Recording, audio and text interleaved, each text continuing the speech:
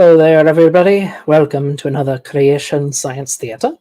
I'm your host, Doc Deino, joined by the lovely Ember. Hello. Mrs. Deino was going to tag along tonight, but some last-minute family things came up, and she's going to be a little busy. But we'll still be covering the same stuff. It should be a fun night. So, on the agenda then. So first thing I want to do is go through this presentation by Paul Price. Now, for those of you unfamiliar with him, Paul is a young Earth creationist journalist. He's written for some of the big names. And he has a particular fascination with dinosaur fossils, saying that they prove the Earth has to be young, because they're completely unfossilized. So he's the opposite of Roger from Mud Fossil? Honestly, he might have a few articles on mud fossils. I'm not 100% sure. He's written a lot. But a couple weeks ago, he did a presentation on Donnie's channel, Standing for Truth. We've covered him plenty before. Y'all know who he is. And there was an open mic segment, which I appeared on. No, we won't go into that, but it was an adventure. And I had a few things to say.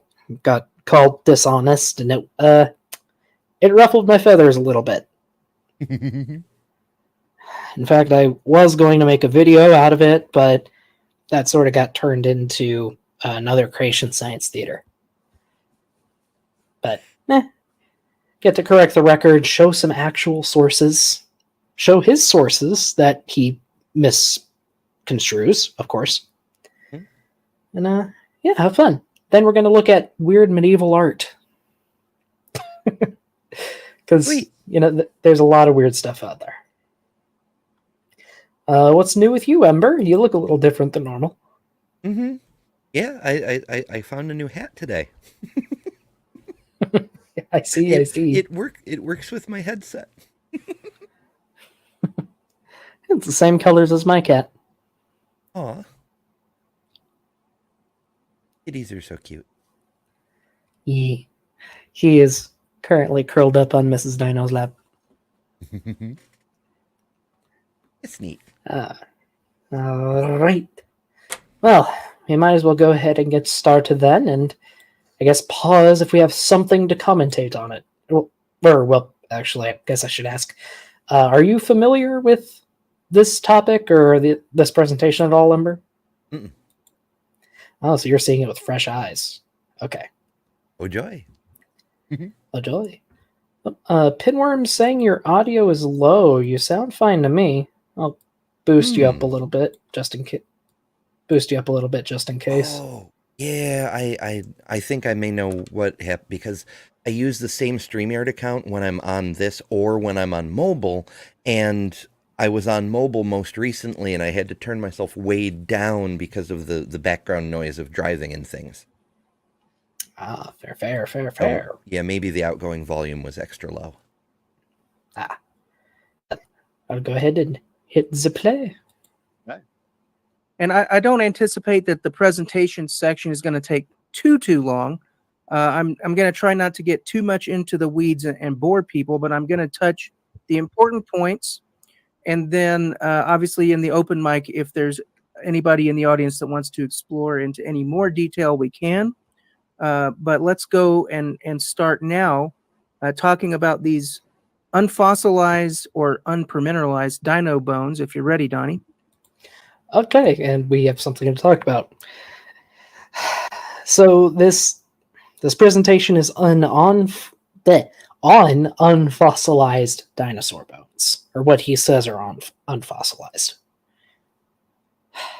And he corrects himself and says unpermineralized. Are you familiar with permineralization, Ember? It's when the existing organic molecules get replaced with minerals. Yep. Or when cavities in a fossil get filled with minerals, stuff like that. And yeah, I want to say it's a simple process. It's not super simple, but there's a lot of different ways it can happen, and he doesn't really go into those in this, from what I recall. Yes, I'm good to go, Paul. Very good. So the weird fossils that utterly demolish long ages in geology. That's just a little bit of an inside joke, but you'll see here shortly what that refers to. Back in 2015, which was my first year working at Creation He looks so excited there. He looks so happy.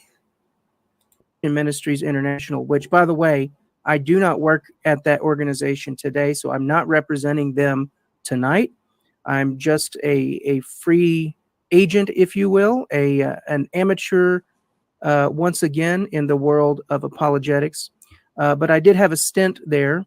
And my first year, back in 2015, after I had demonstrated something of an aptitude for writing, the first story I was assigned to write on was a recent news article about a new species of duckbill dinosaur or hadrosaur that had been discovered around that time from a bone bed in northern Alaska called the Liscum bone bed. Now, the weird thing is, I don't think he ever actually says the name of the dinosaur, which is a little odd. For anyone curious, the creature found at the Liscombe bone bed was known as Ugrunaluk, which What now? might sound a little weird. Mm-hmm. And that's because, unlike most dinosaur names that are Latin or Greek derived, this one came from some words from a local tribe. This was kind of around the start of a recent movement in paleontology that I'm a big fan of, which is letting native peoples name name the animals that were found where their ancestors were. It's not the first. I don't think it's the first, and it's definitely not the last. It's just, I like it. And yeah, like it says here, it translates to ancient grazer, which, that fits. Sure. Yeah. Sadly, since it was described, it has been synonymized with another hadrosaur called Edmontosaurus. Now, basically, that means we wouldn't use this name anymore. We would use Edmontosaurus cupicensis, which kind of sad, but Edmontosaurus is a neat dinosaur. I actually read the reasons why it was synonymized, and basically just the Liscombe bone bed is almost entirely juveniles. And the thing about juveniles, they don't always have the defining characteristics for their species. Like, if you think of a chimp baby and a human baby, they look a lot more alike than they do as adults. Mm-hmm. Same thing with dinosaurs. So you can't really name a new species or genus based on a juvenile. Well, I mean, you can, but it might not hold up in the future. I suppose that makes sense. Yeah. Which sucks, because I like Ugrunaluk, but oh well. It happens. Science has its methods. Some less lovely than others. Mm-hmm.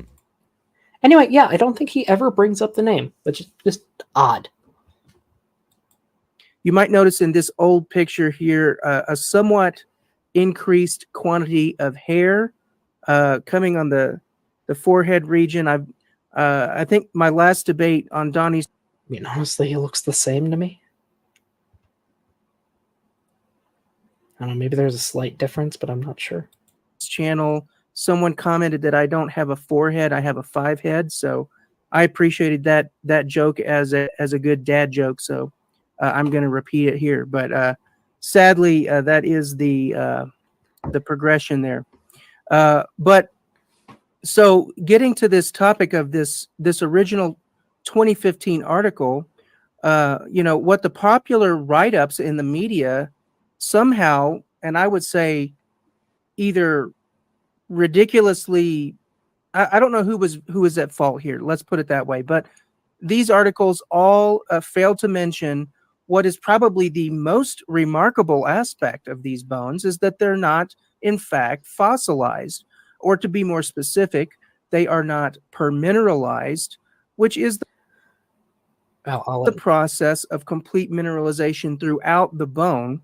In essence, okay. So right there, that is like the main thrust of his entire argument. Just that these fossils are not fully permineralized. Which, to be fair, is what most people think of when they think of fossils. That's not the only way you get fossils. And these bones are permineralized. There's just degrees of it. Let me see if I can find a good reference image for this. But like essentially, you can have just the bone. You can have the bone with some mineral replacement or fill-ins, and you can have it with a bunch of mineral replacement or fill-ins. You don't always get all of them, even in like old fossils. And yeah, he just picks at this for his entire presentation.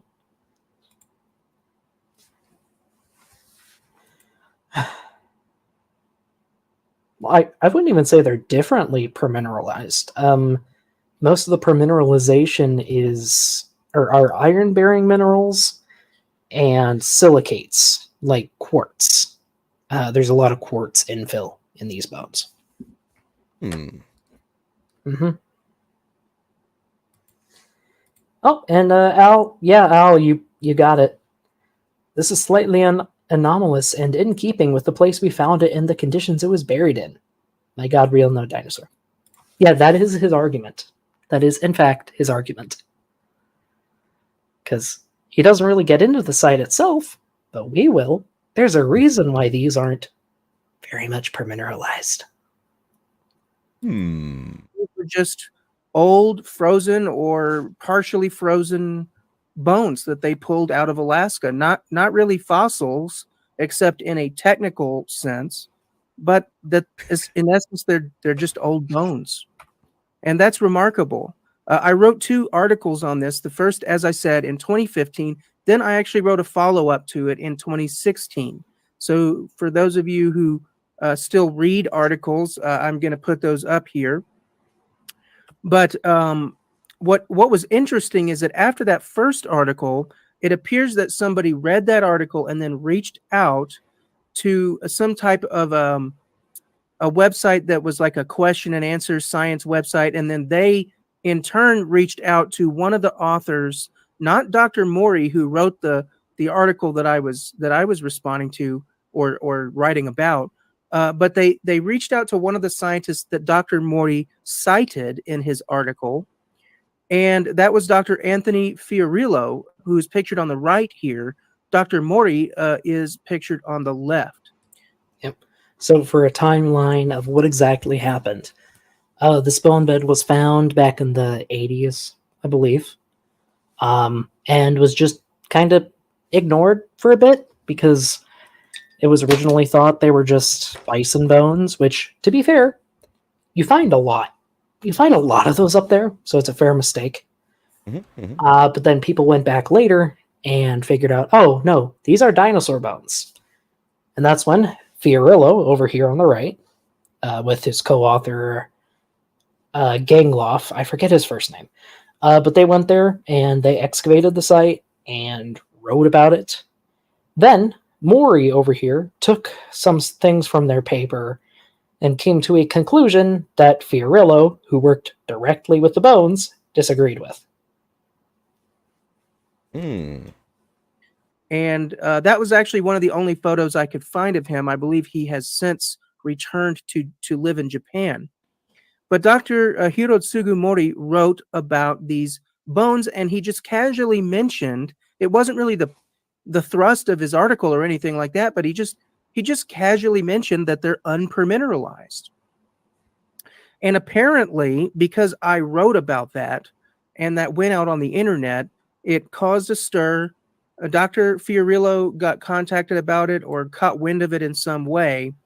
And before you know it, he's actually publishing a comment in the publishing journal on Dr. Mori's article and actually attacking his, claiming that he was misusing language by calling them unpermineralized. Now, Paul thinks that this is just Fiorillo being pedantic, but no, it's actually a fair criticism. Like, Mori is misrepresenting Fiorillo's work in saying that the bones are unpermineralized. They are permineralized, and Fiorillo and Gangloff actually talked about that. I downloaded their paper a bit ago. And for anyone who's curious, it is publicly available. You can find it online if you want to go read it for yourself. In fact, I would encourage you to, because it's a good paper. It's very well researched. Let me just think.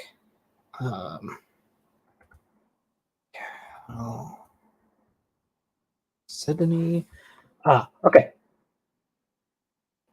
So over here, we have the paper by Gangloff and Fiorillo, page 300 of Paleos, the article, or the journal. And they talk about the permineralization of the bone bed, or of the bones. Let me just find... Yep. Oh, okay, a little too much highlighting. Okay, there we go. Calcite and or chalcedony often fill voids in bones, especially phalanges, toe bones, metacarpals, hand bones, and metatarsals, foot bones, all of which exhibit quite a range of induration. So what does that mean? They are permineralized, but to varying degrees. And from the sounds of it, it sounds like the smaller bones are generally more permineralized, more filled with minerals than the bigger ones. Which kind of makes sense. They have less space to fill. Mm-hmm. But then Mori over here on the left, took that and just said they're unpermineralized. And this is due to, differences in the author opinions. Fiorillo says that any degree of permineralization is permineralization. Mori says that if it's not, or says if it's below a certain degree, he doesn't call it permineralized, which is fair. But since he was quoting Fiorillo and Gangloff, he should have said what they said rather than his interpretation. And again, that's a pretty fair critique, because someone can read it and get the wrong idea.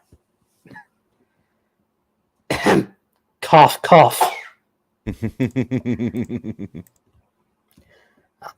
And I imagine this will pop up because in the title, apologies, Angers. Mrs. Deino is currently disposed with family matters. But we shall carry on. I detailed all of this in my follow-up article in 2016. In my opinion, it's actually Fiorillo who is guilty of misusing language here. Dr. Mori et al. Issued a response to Dr. Fiorillo within that journal where they stood by their original description of these bones as unpermineralized. And here we get a slight misrepresentation. Fiorillo's in the right. He's right to call them out on not using the language he used in his paper.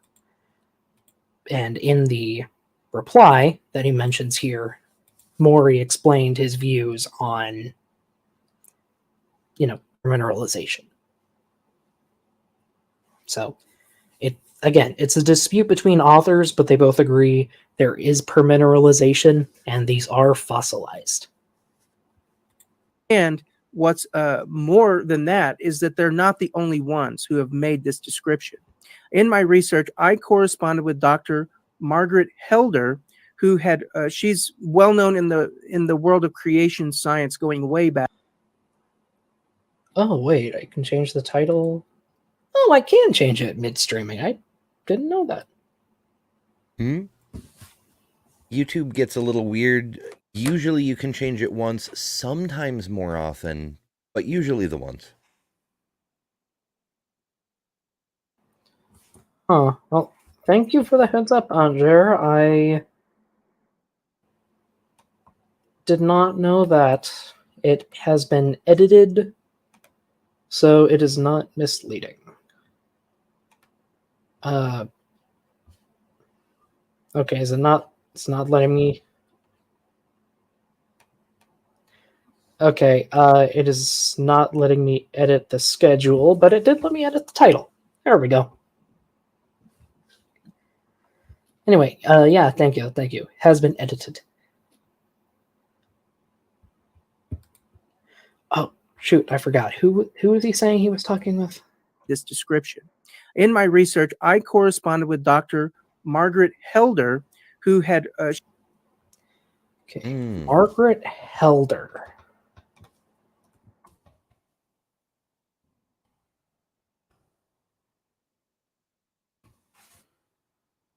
Let's see.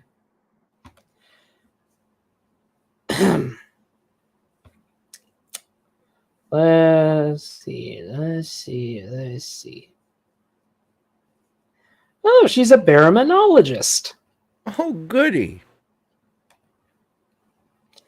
Yes, how interesting. How interesting. Yep, yes, she does. She writes on apologetics a lot. Yeah, so he consulted with an apologist, who, to be fair, does have a biology degree, but works for Creation Evolution headlines, apparently. Also, PhD in botany, but apparently likes to talk about animals. Interesting. As the creationists often do. Yeah. Anyway, yeah, it seems like a very, very non-biased source for this. She's well known in the world of creation science going way back, and she had written on these same bones all the way back in 1992. You can still read that article now on creation.com, Fresh Dinosaur Bones Found. And Dr. Helder... Actually, I have not read her article. So I think I might look for that.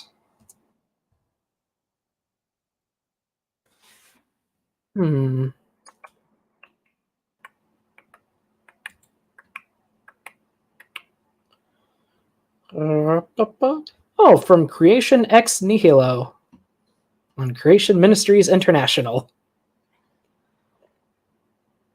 Ah, dear.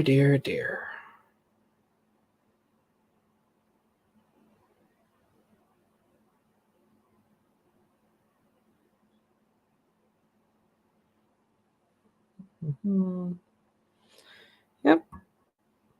Yeah, looking through it, she is misrepresenting the bones once again. Oh, color me surprised. Oh yeah, she talks a lot about bones. Interesting. What's a squishosaur? Oh, soft dinosaur tissue. It's the sort of plant that includes dinosaur bones. Oh, I'm not sure I can do a mid-Atlantic accent. Fresh dinosaur bones. Get your fresh dinosaur bones here. I think that's some degree of incorrect. Oh no, my cat's judging me. Helder, this is Dr. Helder here. She informed me that she first learned about these bones from a lecture given by the renowned paleontologist Dr. Philip Curry. And it turns out we don't need to rely even on Dr. Helder's word of mouth here either. because after I did some more digging, I found that Dr. Curry and his co-author, Dr. Eva Koppelhuis, actually put a write-up on this in their lay-level book, 101 Questions About Dinosaurs, that was originally published back in 1996. Okay. Yep. He reads this through. Any significant degree of permineralization. They are still permineralized, just not super permineralized. Again, there are degrees of the phenomenon. But he ignores that, because of course he does. And Doctors Curry and Koppelhuis write, a more spectacular example was found on the north slope of Alaska, where many thousands of bones lack any significant degree of permineralization. And that's amazing. They lack any significant degree. Now, what they're hinting at here is that there is a very insignificant or... Oh, wait. And sorry, reading more from his source here. Ahem. Dinosaur bones were sometimes encased in ironstone nodules shortly after they were buried. The nodules prevented water from invading the bones, which for all intents and purposes cannot be distinguished from modern bone. The halting of groundwater slowed their fossilization. That's odd. Sounds very much like the iron... I forget the name of it. Iron link reaction kind of thing that was critical to Mary Schweitzer's discovery. Iron cross-linking. That's the one. Yep. But yeah, turns out if you prevent groundwater, the main thing that alters bones into fossils from reaching bones, they fossilize slower. That's really weird. Really, really weird. Gotcha. And yeah, by the way, he never goes into the geology of the site that he's talking about. He never goes into it. Any guesses what the geology of the site is like? Irony? Irony. It is a thick block of silt and mudstone, which does not conduct water very well. Interesting. Or very surface level sort of staining of permineralization that Dr. Fiorillo apparently was seizing on as an opportunity to say, oh no, these are permineralized. But as you can see from this clear description, they lack any significant degree of permineralization. They go on to say, the bones look and feel like old cow bones.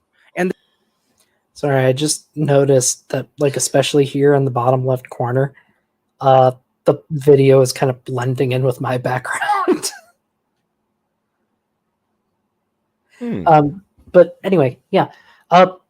So they are permineralized. Again, just a low degree of it. That doesn't mean they aren't permineralized. And they are in a situation where we would expect permineralization to be slowed. Not even getting into the fact that these are in northern Alaska? Like, how many days above freezing do you think northern Alaska gets every year? 35, maybe 40? Maybe, very much maybe. And by the way, the layer these are in is considered permafrost. Of course. Also, we have a Beamsy. Beamsy! Combination of permafrost and non-porous sediment makes it very, very difficult for exchange of water and minerals. I wonder why they're not very well fossilized. A mystery.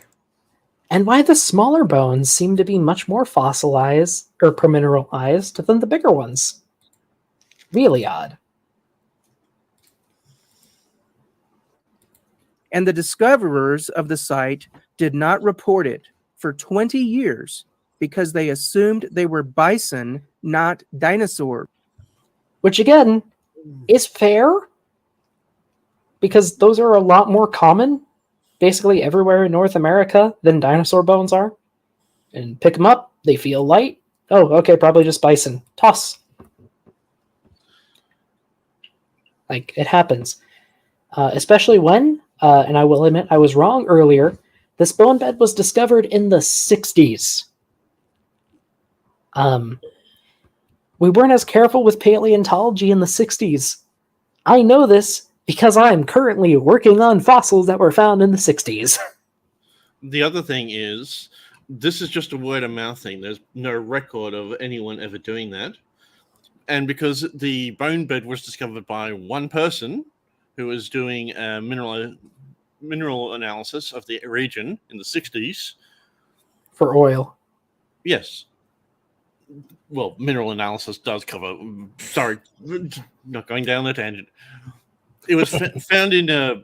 He took only a couple of bone samples himself. There's been no record of anyone coming across it and then going, oh, these are just bison and buffalo bones. Because it wasn't rediscovered until the 80s and it was being looked for. So this quote is from Dover, which is in the United Kingdom, which would explain why they would be talking about that. Why are they not talking about that particular region in Alaska? Wait, you're saying this quote is talking about bones from a completely different place in the world? More than likely. Because they don't I say actually did what not they're know talking that. I've never been able to find this quote being linked to Alaska. Or, well, I mean, like the book he's reading from says it's from the North Slope of Alaska. But I don't know, there's no source written here, which is a bit odd. Yeah, that's what I mean. I've never been able to find Okay. this quote and linking to Alaska. I'm not talking about the book he's reading. I'm talking about this particular quote. Because as you can see, Curry PJ and Coppenham's EB from 101 Questions About Dinosaurs, Dover Publications from 1996, page 12, yes. Let's go read that, and then where there's no link to it, as well as the site wasn't not reported. It was reported, but not as a bone bed. That's why it was difficult to discover, because they knew it was about there. Oh, okay. Sorry, I think I get what you're saying. Because, yeah, it was rediscovered in 2010 by Gangloff and Fiorillo, I'm pretty sure. But they knew So whereabouts. Curry and Koppelhuis are just reporting on, like, I guess a rumor they heard? Is that what you're saying?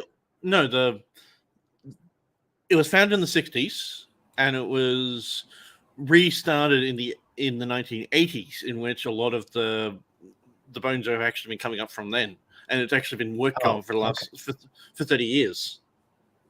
Okay. But the actual site itself, yes, he said he found pre-fossilized bones, and it was in this sort of area. So he did report it, but he didn't give an exact location. Okay. Gotcha. That's why the exact site was lost, but the site itself was not lost. They knew it was somewhere within the region. Like if I say it's somewhere near New York. Now, are we talking about the state? Yeah, that's fair. That makes sense. Yeah. Are we talking within New York City itself or the state of New York?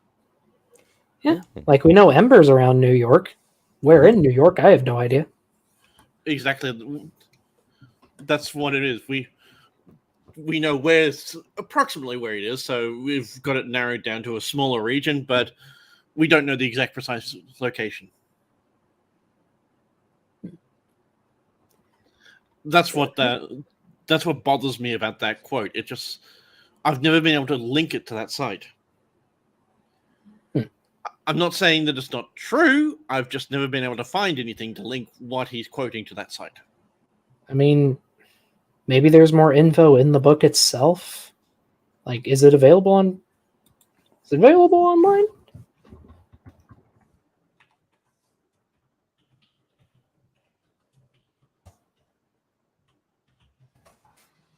Let's see. On page 12, you can buy it from Amazon apparently. Let me see if Amazon has a free preview. So I know they do that for some books. Oh wow, it's $1 for paperback.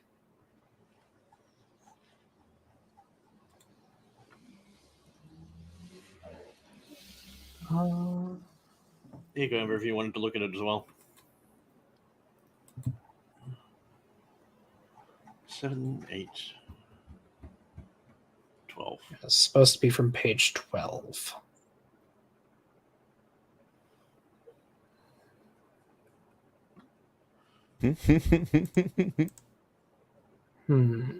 Research Live. Yeah, well, if you look at that's what we do.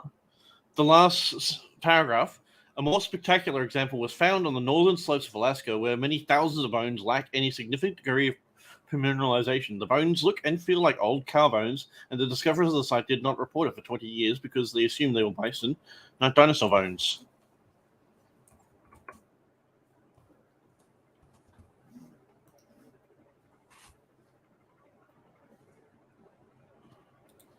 That just comes across as inaccurate because of the research I've done about the site. I mean, to be fair, it is from a book called like 101 Questions About Dinosaurs. This feels like a kid's book. They might not have done a ton of research on every single point. Yes, it feels like a children's book because Yeah. the I question do- was questions. The question was question. I will say 16. I am familiar with Curry's work. His research varies depending on the topic. If it's tyrannosaurs, you can bet your butt he knows what he's talking about. If it's other stuff, not always as much. Yeah, I'm reading the entire question, and it just seems like it's relatively accurate. I can't pick faults in it. The only thing that is, it's hearsay for in regards to they thought it was just bison bones. Because it was one person that was doing petrochemical analysis of the region. It wasn't researchers that found it. Yeah. Well, I mean, hey, if anyone out there wants to buy it, and, I don't know, check in with us. Again, it's $1 on Amazon apparently for paperback. The delivery might go a bit more, especially if you're overseas. I just paid the 50 cents for the digital version of it. Oh, you did? Yeah. Oh, okay. Well, shoot. Hey, if I make a claim, I'm going to look into it. So it's a matter of Yeah, no, that's fair. That is fair. I'm not going to fault you for that. Oh yeah, this is a kid's book.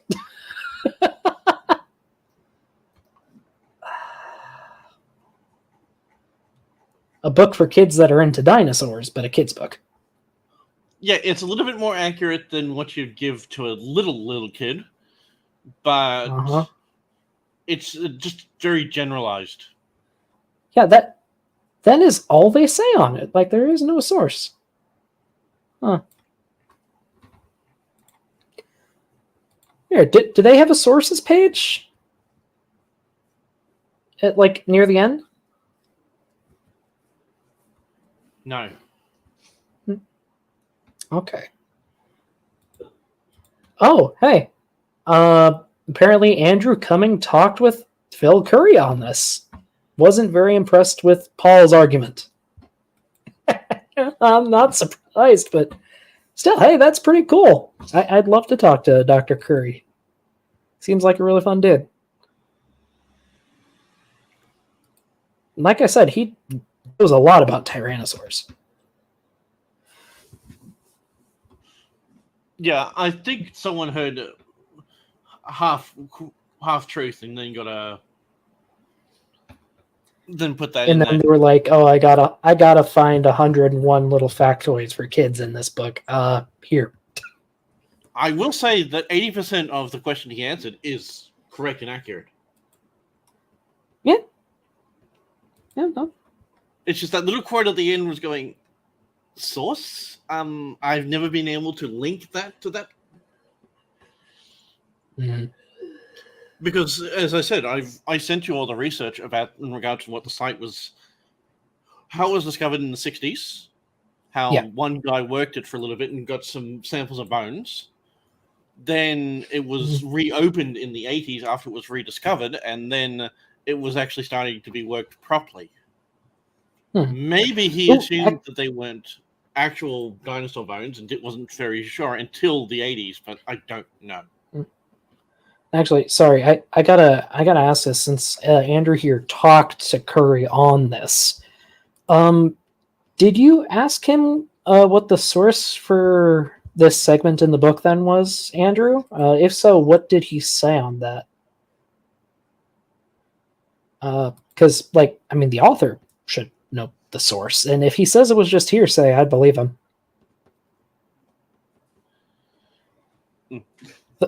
Also, I do find it interesting that this is cited in 1996, on the presentation, but that's when Amazon says 2011. No, maybe it was reprinted.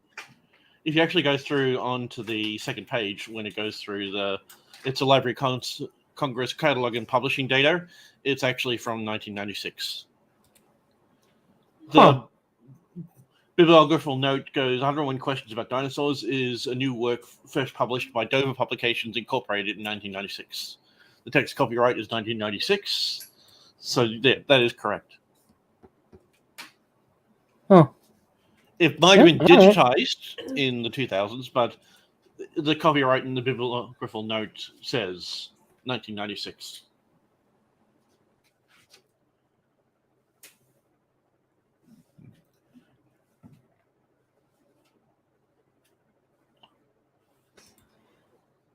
Yeah, but as for that, like I said, it's still it's conjecture. I wouldn't have put it in the book. Yeah. But at the same time, I'm not going to say it's inaccurate. Yeah. And according to Andrew, he didn't go into much detail about where it came from data-wise. So, yeah, I hearsay. Which, again, fair. No, you're fine, Andrew. You're fine. And, hey, actually, if you want to come on, share, any thoughts you might have on this, because, you were helpful during the open discussion, I will say. There's a StreamYard if you want to pop on. But for now, or bones. So if that doesn't paint a clear picture, then how about an actual picture? So here we go.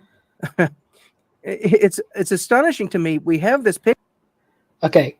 BMZ, does this... I know it's a crappy picture. Does this look permineralized to you? Yes.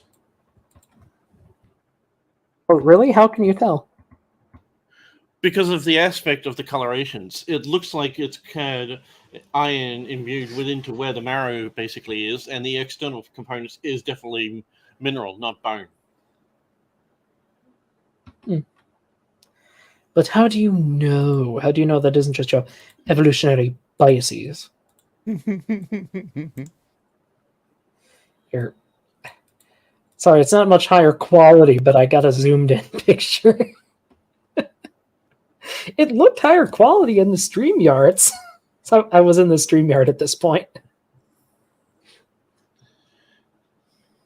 Well, the first thing you would notice is the variation in the actual layout of where the marrow is.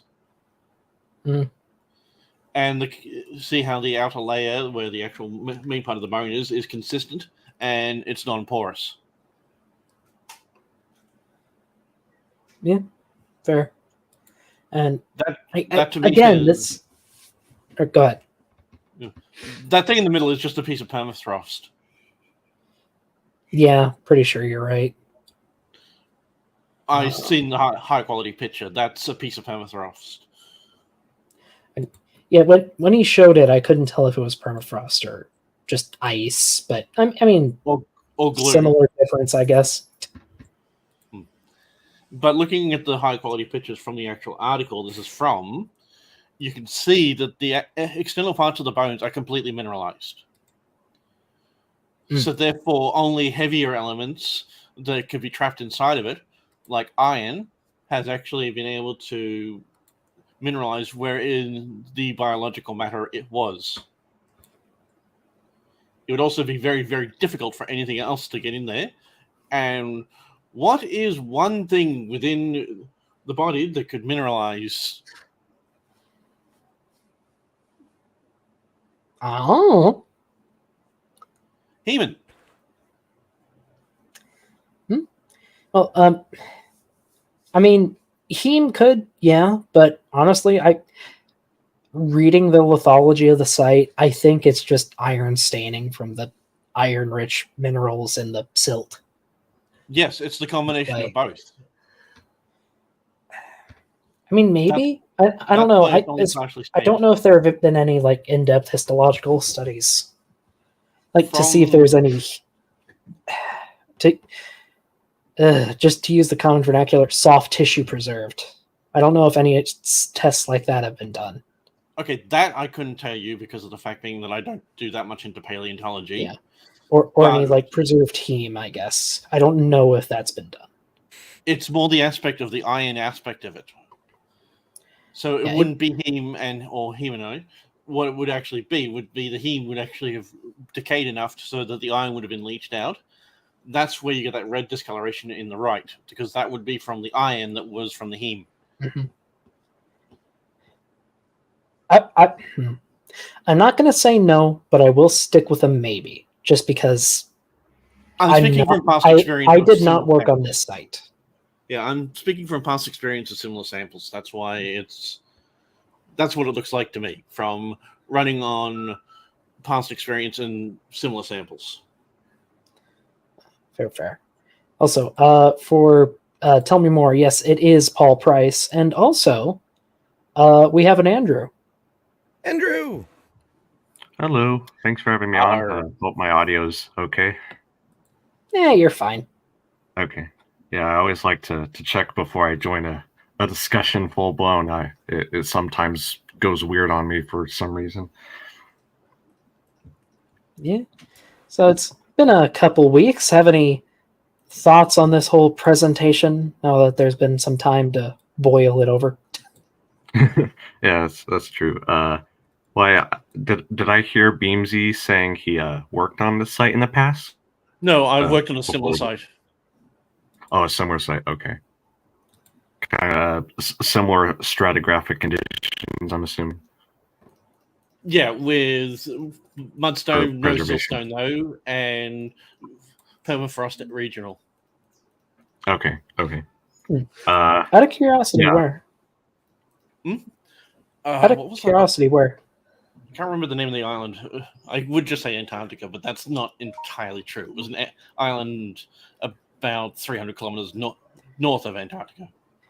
Ooh, dinosaur or plesiosaur? There's a lot of plesiosaur sites down there. Plesiosaur. Ooh, nice. Neat. That's why I said I was hoping to get a Dave when I go off to Kupidi. It would be very similar preservation conditions, though, so that's interesting. Similar, but not exactly. So I can only rely on my experience and what I've encountered in similar circumstances. Yeah. It's going to vary from place to place. I know that. Mostly because of the mineral concentrations. Right, yeah. Yeah. But that's why I say it looks like the heme decayed into iron, and that's what creates the more reddish color on the right-hand side of the picture.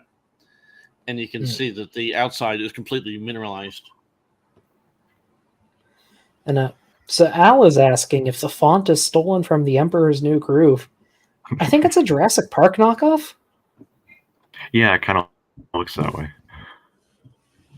It looks very similar. It would make sense. Oh, yeah, that S is a dead ringer. Yeah, it's a Jurassic Park font knockoff. Which, I mean, go figure.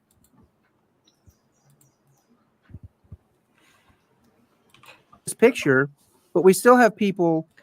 I do kind of find it. I'm pretty sure this is default font for the link, which is personal irking because I'm touchy about that in my own presentations. Debating over whether it's permineralized.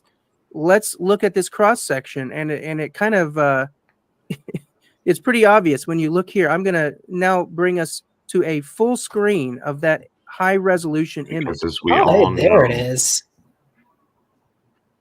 because as we all know, something seeming obvious obviously means it's true. Mhm. Now, Beamsy, correct me if I'm wrong, but looking at this image, can you see like the lighter yellow lines around the darker orange lines in the bone? Yeah. Does that look like mineral, like concretion? Not concretions. Wow, what when minerals aggregate on a surface? Jeez, my brain. Aggregation. Yeah, does this look like a mineral aggregation to you? Yes. So you would say there has been mineralization on the bone?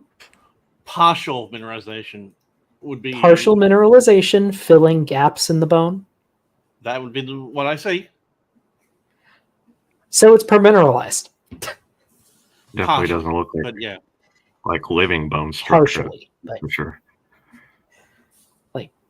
my point is just it's funny to me that you can just look at this image and you can see the permineralization on the bone.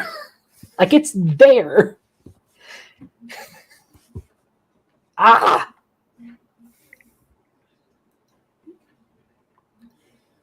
Oh, Did we Al ever is find out asking for. Oh, go ahead. Oh, so, I was just wondering, did we ever find out what that? Because I know he said that part in the middle was ice, or I forget what the conversation was on that exactly. But did we ever find out what that part in the middle was composed of exactly? It looks like permafrost. That's what it looks like to me from the previous samples that we counted. Yeah. But it could just be ice that has been dropped onto it, or it might even be glue. Yeah, that's Yeah. true. I mean, Like, honestly, I think it really onto a consensus on that, or I didn't quite remember where the conversation landed.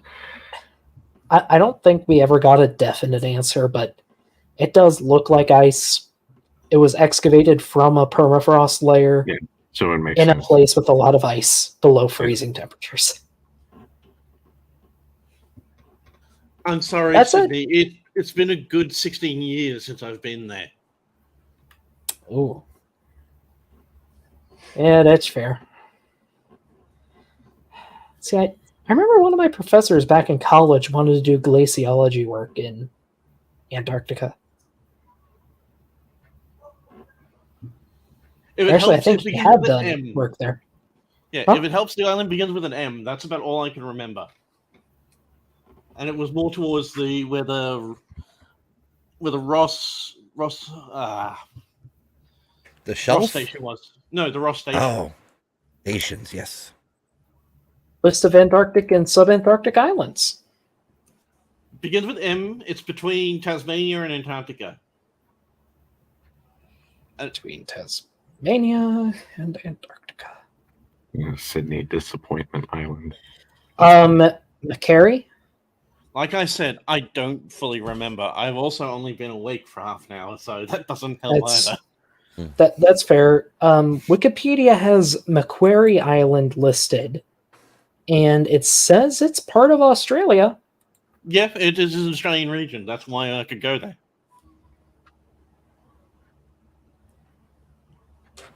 Oh, yep, it is south between New Zealand and Tasmania. So that might be. I mean, does this shape look familiar?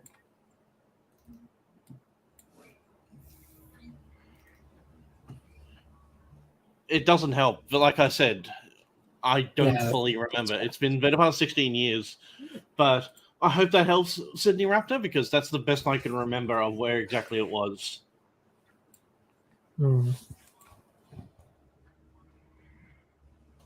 query. Hmm.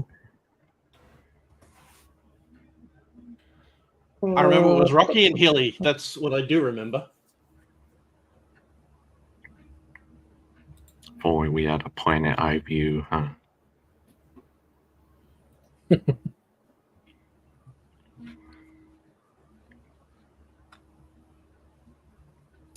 Apparently, it was the site of a sealskin dispute. Hmm. Oh, really? That's interesting.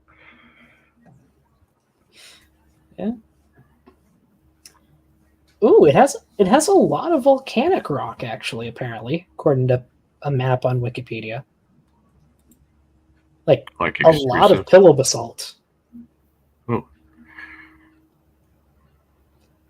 Oh, Climate. It's a wildlife preserve, so there's actually a lot of data.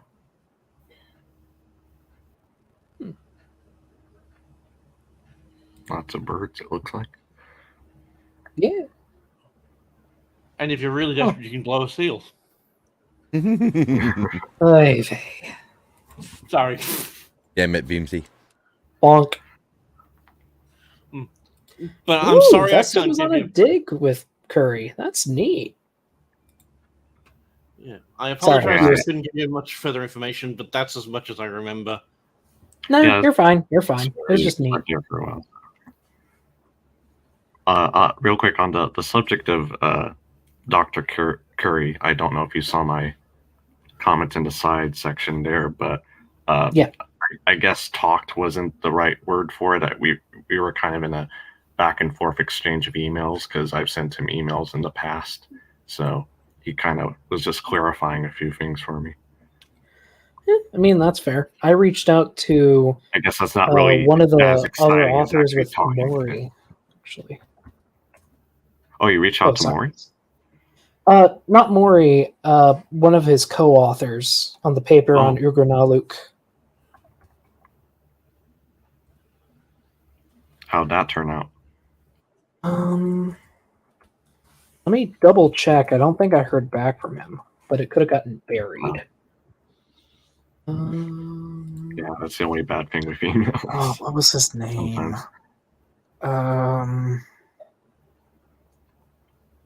Druckenmiller. Ah, okay. Pat Druckenmiller. Yep. Sorry about this aspect of the tangent, but this is what I have read, and this is from Dinosaur County in regards to the discovery of that site. Compared with elsewhere in the world, the discoveries of dinosaurs in Alaska is fairly recent. In 1961, Robert L. Liscombe, a geologist for Shell Oil Company, found a handful of bones from a duck-billed dinosaur, Edmontosaurus. I screwed that up. Edmontosaurus. It's all right. On the banks of the Colville River. These bones were extremely well preserved, and Liscombe sent them back to his office, intending to have them studied by a paleontologist. Unfortunately, a year later, Liscombe died during a rock slide, so they sat in the Shell warehouse until the mid-1980s. When Shell was cleaning house, Shell then sent the bones to the United States Geological Survey, where they were brought to the attention of the paleontologist Char Repenning, who recognized them as dinosaur bones. Yeah, that's the story I've heard from them. Not someone thought they were bison bones. I mean, that tracks. Like a lot of museums, bones will just shit. Bones will shit on a shelf. Bones will just sit on a shelf for like 4 or 5 decades before anyone even glances at them. Sometimes, unless it's something real spectacular. Yeah, this was, and it wasn't even in a museum. It was actually at a Shell Company office where they were sitting on. Oh, even worse. Yeah, and then it wasn't until the mid-1980s when they were sent to the United States Geological Survey. Yeah. Yeah. Yeah, that sadly more common in paleontology than I'd like. In fact, that's basically what happened to the specimens I'm currently working on, which people have been asking. I will post photos soon. I have made progress on the fossils I'm cleaning. I have found bone. Ooh, Like the actual big bones. I'm excited. I like Yeah. big bones. And Yeah. Yeah, and Currently volunteering like 10 hours a week, and I've actually made pretty good progress. Yeah, it wasn't until the late 1980s that they actually went back to the Colville River site, which then Mhm. got named as the Liscombe Beds after the passing, turning up finds that hinting that the abundant remains of dinosaurs and other animals. Yep. So it wasn't lost, it just wasn't looked into at all until the late 1980s, even though it was discovered in 1961. Yeah. Which, again, to be fair, North Alaska? Like, I feel like I have to stress this every time. It's in northern Alaska. Like, it's not a very reachable place. And even if when you do get there, you don't want to be out in the cold for long. Like, paleontologists and geologists are crazy. Like, actually, you have to be crazy to be in this job. Hey, I wanted to be a volcanologist, so Yeah, you're spicy crazy. This is one of these unpermineralized bones. And if you don't know what a permineralized bone looks like, by comparison, let's take a look at a fossil bone. Yes, that is a fully permineralized bone. As we've said, there are grades. notice how the outside on both of them look very, very similar. The only Yeah, difference is really. one is clean cut, the other one is snapped.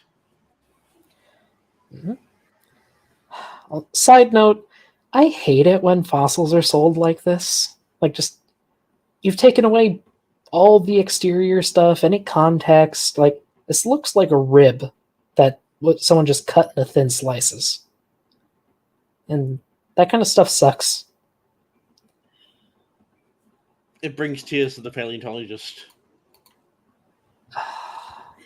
Yeah, I remember one of my family members recommended a TV show to me once that was about commercial paleontology. Yeah, that link stayed blue.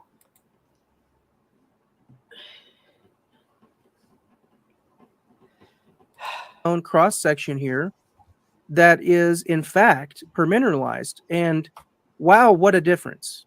That is night and day, isn't it? Wow. Let me go back real quick. Look at this. This is unpermineralized. You Yeah, like Beamsy pointed out, in some cases, yes. In some cases, no. can still see the redness on the inside from the proteins. Let's go here. Demonstrate the proteins, Paul.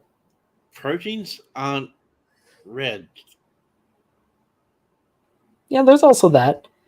But yeah, he never demonstrated there were any proteins, any blood, any collagen, anything. He just said there was.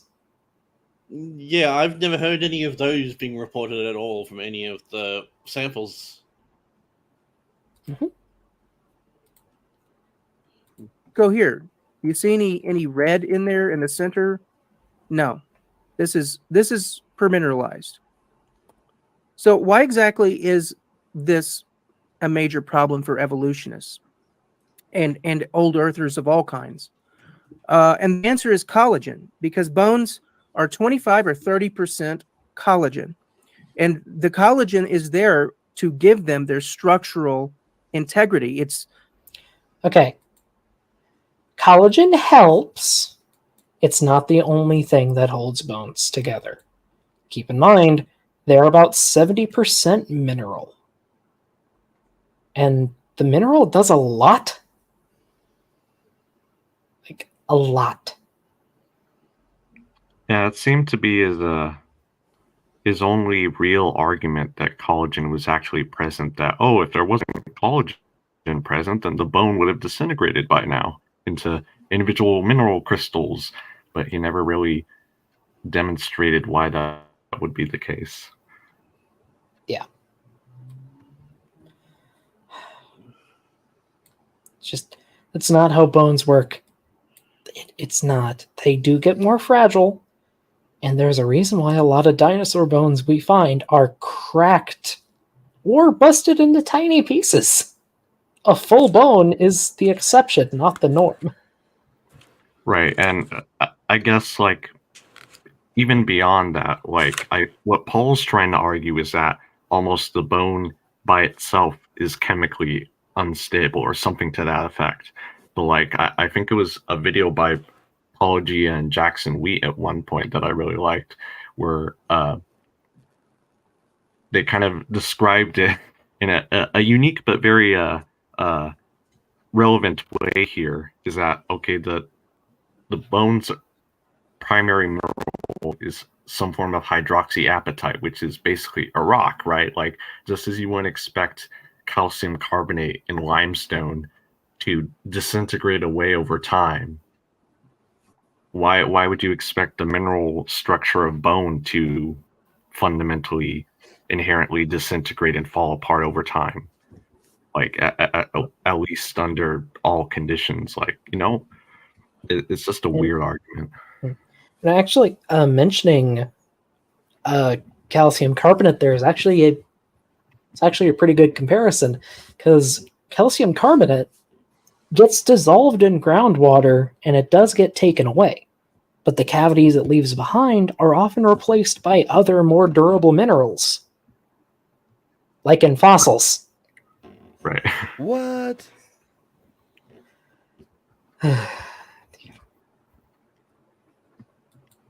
It's actually the collagen that holds the bone together.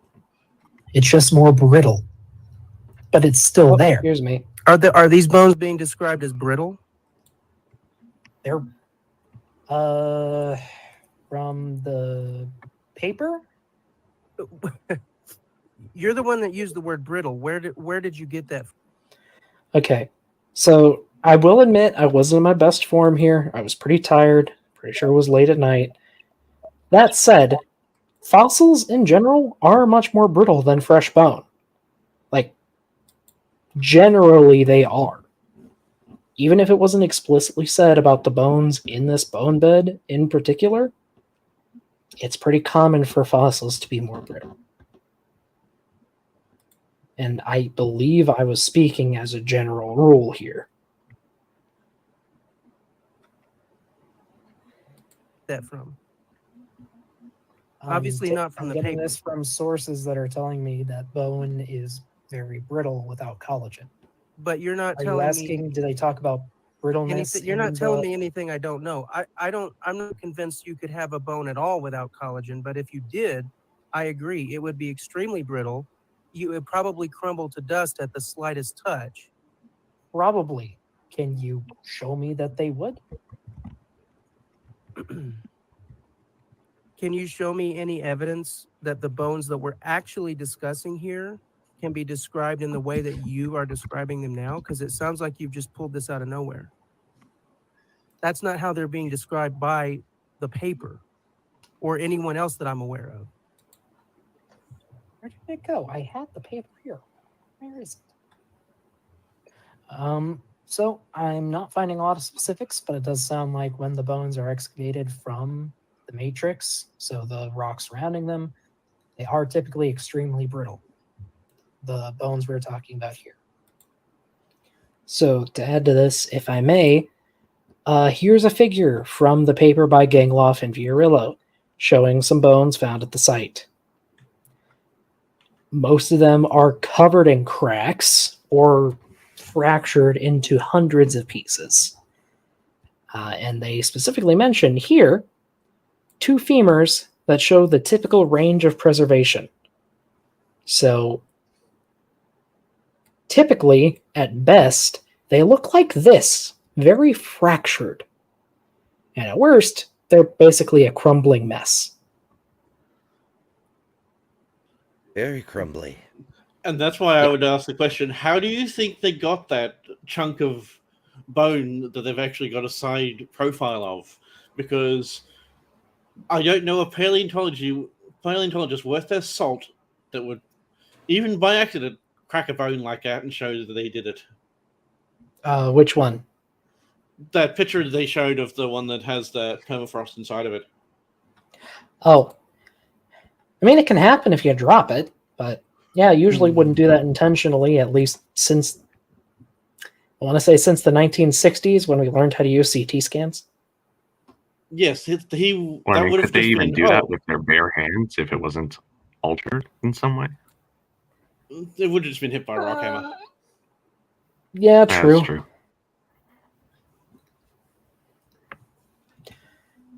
But yeah, they fracture extremely easily.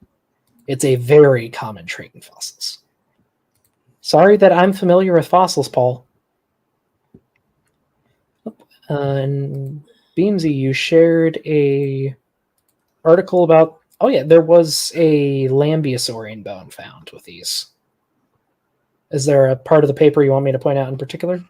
Oh no, I'm just putting papers in there to come back to because I'm going through to try and find the quote I came up with to tell how it was lost and refound. I'm trying to track that down, so I'm going through a chain of events at the moment. Fair.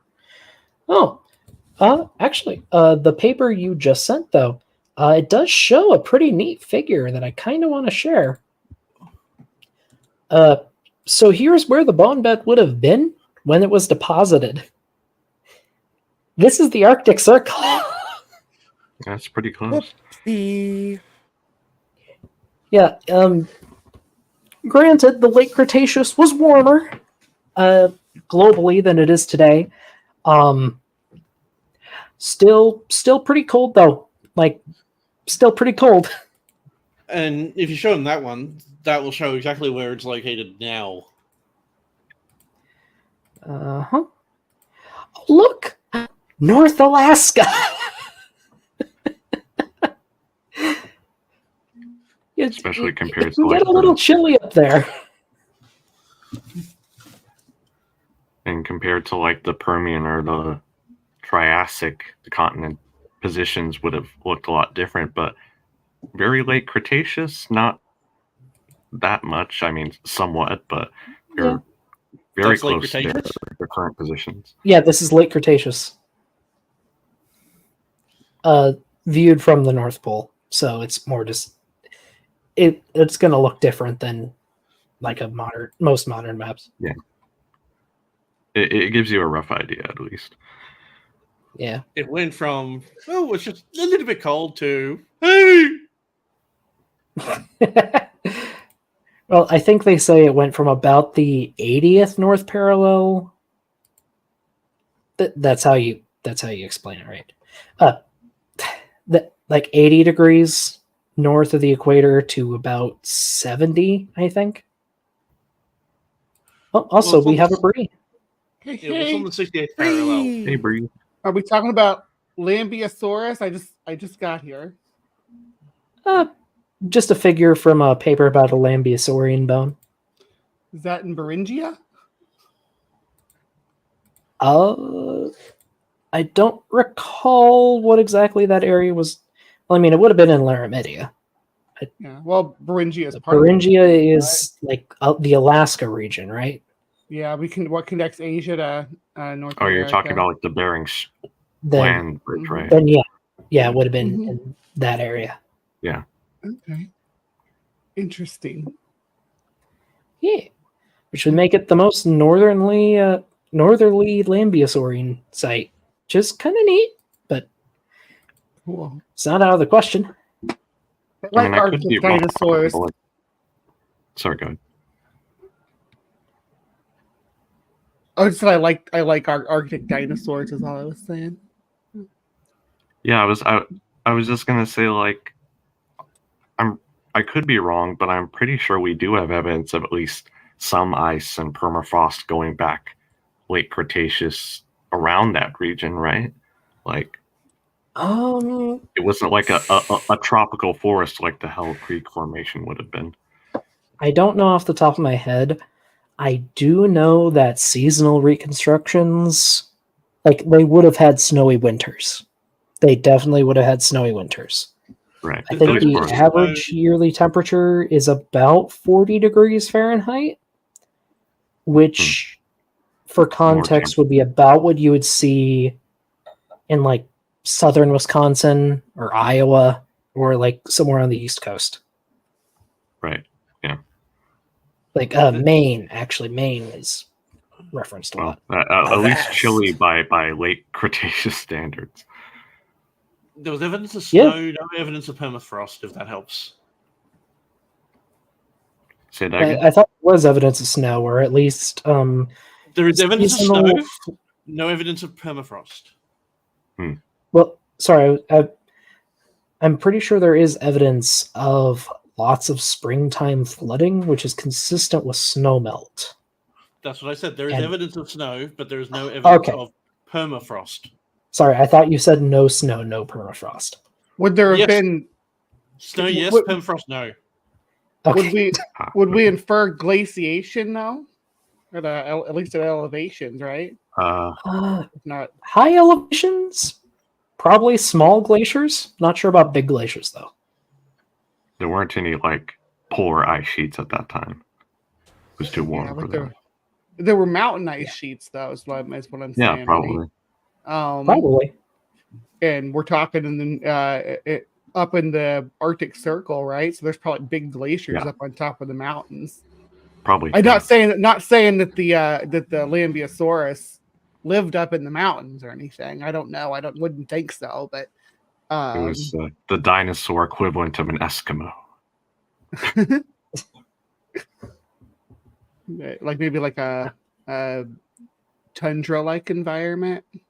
What would have grown in the tundras back then? What kind of plant life are we thinking? There'd be a lot of We do low have records growing- of the plant life actually. yeah, Um, low growing stuff like mosses and stuff. Mosses, ferns, probably some gymnosperms. Yeah.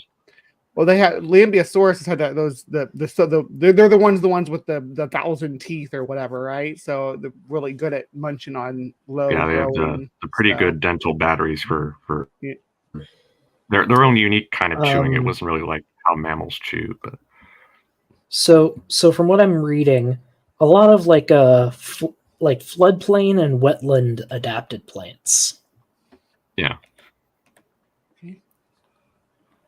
I Um, guess not exactly the same, but similar to what was elsewhere in North America at that time. All right, folks, I gotta scoot. Gotta go get ready for work in the morning. It's fair. Sleep well. Oh, Nice I like seeing your you. kitty Yeah. cat hat. Thank you. I just found it today, and I can wear my headphones. Yay! Haters peeps. Alright. I sent into I a do. replica of my hat. Oh dear. Oh, is that the one you shared earlier today? No, the one from I said yesterday. I miss a hat share. It's a tea cozy, actually. It's not a hat.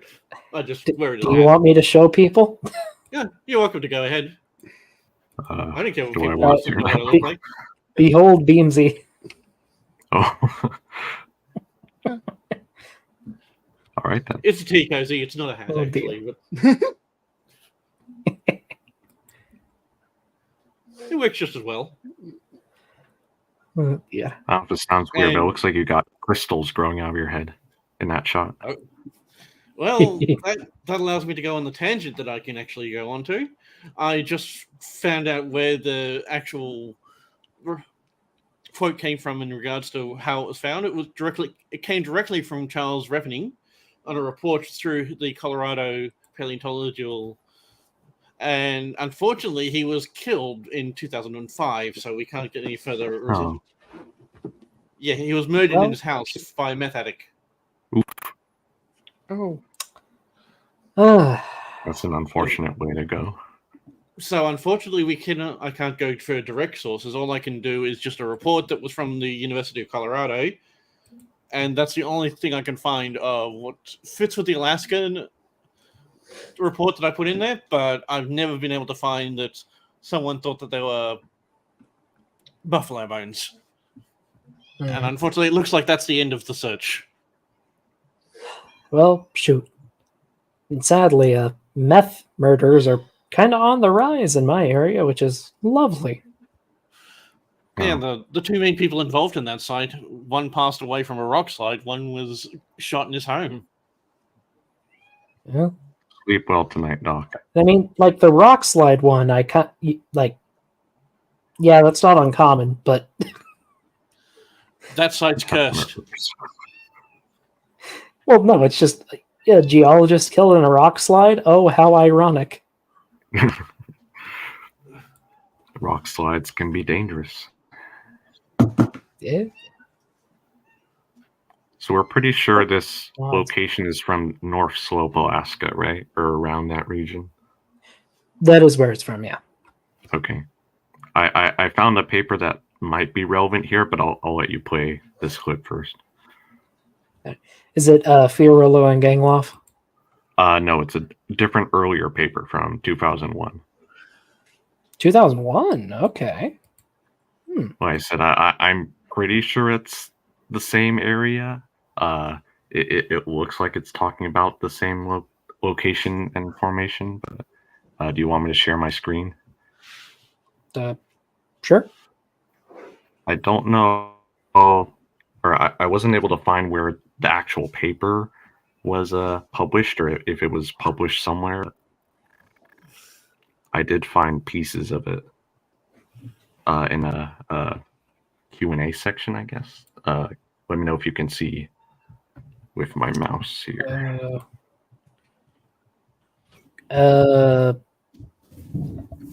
Kinda. Yeah, I see it. You see the text here? Yes. Ooh, wait. Nuclear microscopy. Okay. So here's the title of the abstract by Goodwin et al. 2001. Evidence for post-mortem enrichment in late Cretaceous dinosaur bone using microbeam pixie. I don't know how to pronounce that. So they go on to talk about knowledge of Here, the dietary sorry, can you effects on just leave it here for a minute? Sorry, just reading. Oh, sorry. Yeah. The E is silent anyway. It's Pix. Oh, okay. Thank you. Sorry. Yeah, I know it's mostly weird. just this paragraph here, but yeah, if you want to read it and let me know what you think. I thought it was Yeah, could you scroll down to telling. show all the second paragraph? Basically kind of confirming what we found earlier about permineralization, but an independent source, I guess. So the fossil does not show typical signs of alteration at a macro and micron scale, but is highly altered nonetheless. PIC's analysis reveals enrichment of iron and manganese in the lamellae surrounding Haversian canals and neighboring tissue of several magnitudes higher than levels shown in modern bone. Corresponding depletion.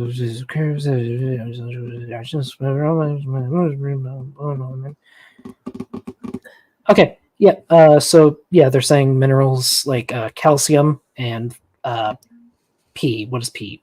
P is it phosphorus? Yeah, phosphorus. Yeah, like calcium and phosphorus have been replaced with iron and manganese. A lot. Like the bones are chemically very, very altered. Yeah, it just hasn't altered much of the one of the more structure. pristine bones. What was Sorry, that? what was that? I didn't hear what you said. I was just saying I think they were taking a look at one of the more pristine bones.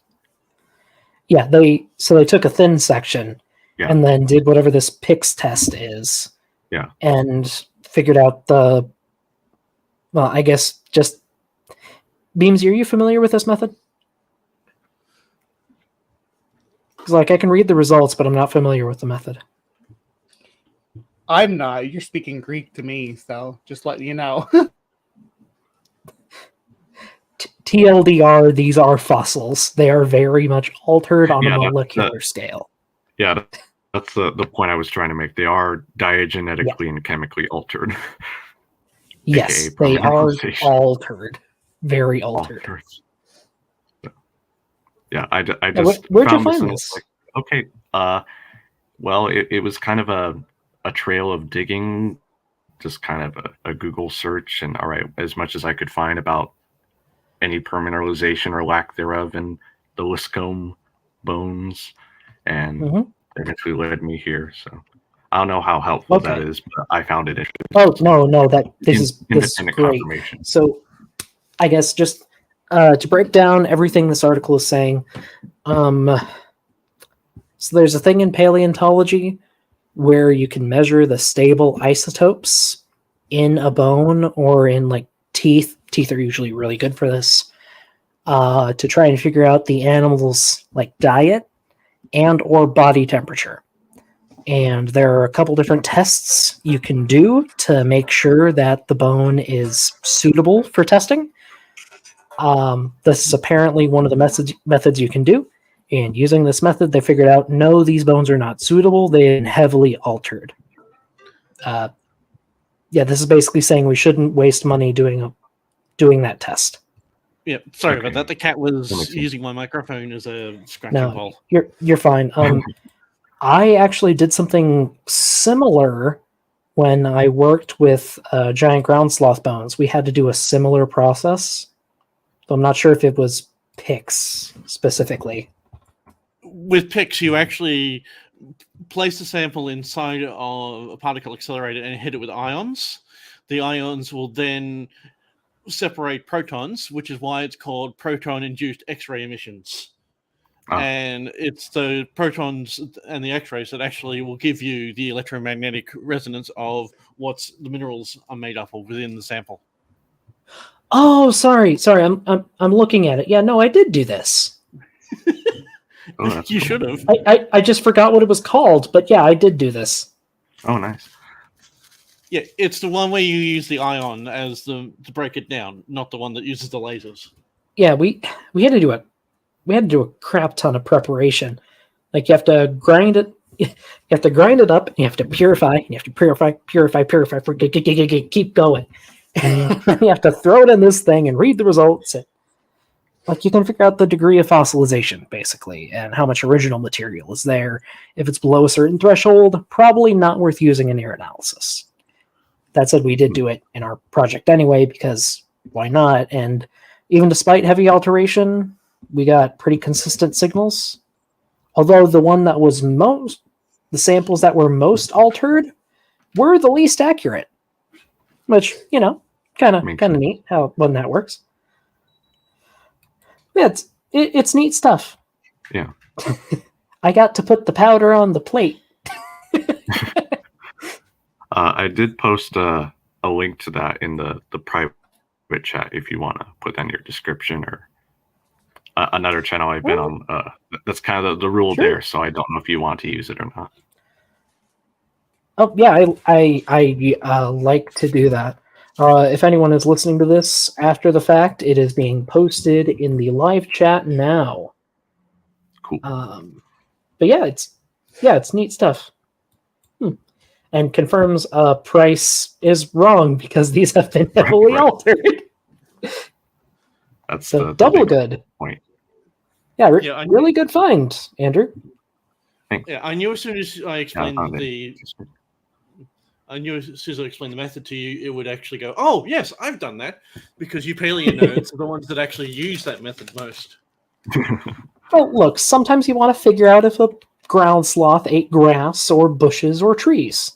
They ate trees.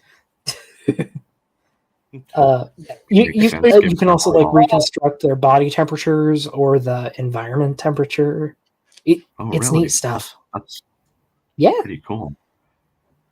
We figured out the year-round temperature of Iowa at the time each one of them was alive, and it perfectly matched with the temperature curves you see for the Ice Age during the time. It was cool. Just curious, what was their body temperature like? The range. Do you know? I forget the exact temperature. That's okay. Actually, I don't Xenarthans think- have really low temperatures, don't they? Like unusually low. That makes sense. Yeah. Lowest I'm not of, sure. all mammals. Actually, like there's different isotopes you study for different things. I don't think we went for body temperature. We were using them as a proxy for, well, like the temperature and like temperature in the environment and Oh, okay. and what they ate. Oh, okay. Maybe I might have misunderstood there. No, you're fine. We didn't measure their body temperature, but I know it can be done, and in fact has been done on dinosaurs. But it would be interesting to actually do it on ground sloths just to see if, like Bree was saying, they are a relatively low body temperature like modern sloths, or were they more active just because they were larger? I don't know. Plus, they lived up to the Yukon, so they'd have to have a little bit higher of a body temperature just Yeah, to that's survive true, those yeah. Yukon winters. The sloths, they live in the tropics, so. Yeah. So, going from a paper on sauropods, specifically Camarasaurus and Brachiosaurus. Camarasaurus was supposed to had a body temperature of about 36 degrees Celsius, which is comparable to human levels, I think. Interesting. Beamsy, does that sound right? Yeah, 96.8 Fahrenheit, which is just lower than a human. And for Brachiosaurus, about 38 C, or 104 degrees Fahrenheit. So it's No, I lower don't than know a what you human. think about. Camarasaurus lower, Brachiosaurus higher. Yeah. I don't know what you think about this idea, Doc, but like some sauropods, or I guess dinosaurs in general, like the sauropods, probably they didn't really need to be as endothermic, some people are saying, because they were just larger, so they could retain body heat more easily compared to other smaller dinosaurs. I don't know how mainstream that idea Yes. is. That Gigantothermia. is, yeah, gigantothermy. Yeah. Also, I believe a lot of sauropods are considered mesotherms. Like, so, like, Right. just your basic bodily processes produce a bit of heat, as well as, when you move around and stuff. Mammals and a lot of other warm-blooded animals do a lot of extra stuff to bump up that temperature. Right. But if you're big enough, like, just those temperatures or just those processes going on their own are enough to keep you warm. And in fact, for sauropods, it's more an issue of they need to dump that heat Right. Like because elephants. they're so big. They're so large. Like elephants can't do like heavy exercise for more than a couple hours a day. Otherwise, Right. they will die. And we're talking about animals like 5 or 20 elephants large. Right. Yeah. Well, it's Yeah, I do a lot of animal rights activism, so that's about the elephants. That's part of the abuse that they receive. So, yeah. when they're put into a working situation, they work them until they almost can't stand anymore, and then Really sad now I think about it. Mm-hmm. Sorry Take to care bring of the conversation Well, down. it's all right. Elephants are kind of it's important to talk about. They're kind of like they're really intelligent. They live a long time. They're like a people, and I think that sometime in the future we're going to have some accountability to them if they're still around. But, They're the Afro-Furian equivalent of humans in some sense. mm-hmm. So on a lighter note, kind of. So this is from another paper about temperatures in dinosaurs, and you can see. So these are the isotope ratios, and this is the body temperature reconstructed from them and tested in the case of modern animals. Reptiles tend to chart down here, birds up here, and dinosaurs more with birds. Of course. It's and this is discerned from eggshells, actually, because the body temperatures would have formed at the body temperature. Let's see, what are the temperature estimates? Yep. So sauropods, they usually chart between about 29 Celsius to 46 Celsius, Oh wow. which, goddamn. And then the theropods are more in the 40s, like low 40s, high 30s. Yep. So That does make sense given that a lot of theropods have or had feathers, so it makes sense they need insulation if they were very endothermic like modern birds. Mm-hmm. Oh, yeah, hey, and here they reference that other paper I was talking about, the Camarasaurus and Brachiosaurus over here. So over here, log body mass in kilograms. You have Brachiosaurus, Camarasaurus, more sauropods up here. It's like modern birds go up here. And yeah, so they chart the sauropods with the sauropods. And the theropods they're a little off, but more in the birdie range. Or actually more in the mammalian range. Right there. Huh, kind of neat. Theropods are pretty varied all around. Yeah, but to be fair, there's a lot of variation in theropods. Yeah. But it's still neat stuff. And if anyone wants to take a look at this, it is Lascar et al. 2020. Variable thermoregulation of late Cretaceous dinosaurs inferred by clumped isotope analysis of fossilized eggshell carbonates. Breathe.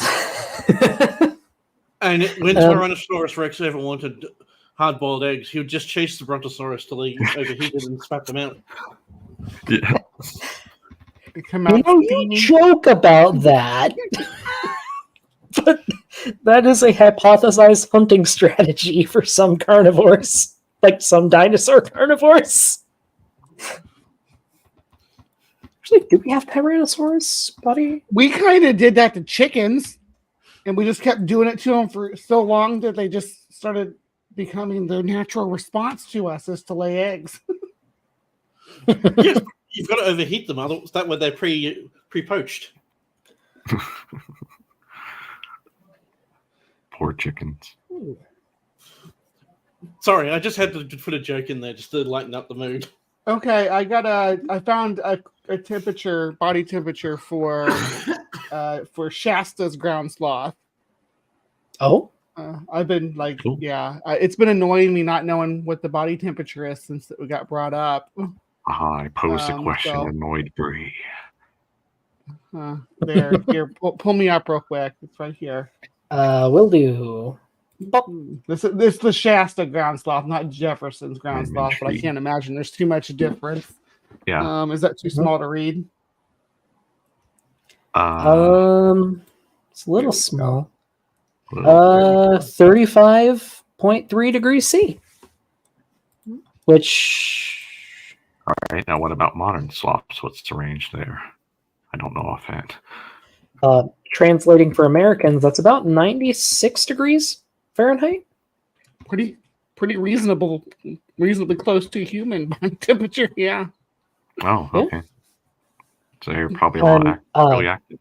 And just for the record, the ground sloths I worked on were Megalonyx jeffersoni, so Yeah. Jefferson's ground sloth. And they may have had a slightly higher body temperature since they lived in a more northern. Well, I don't know. Yeah. Shasta lived pretty far north too. That's. I'm not sure. But I know Jeffersoni is the one that lived all the way up into the Yukon and up into like the upper Atlantic area, and And which Yeah, one was this study? ours looking at? were all from Iowa.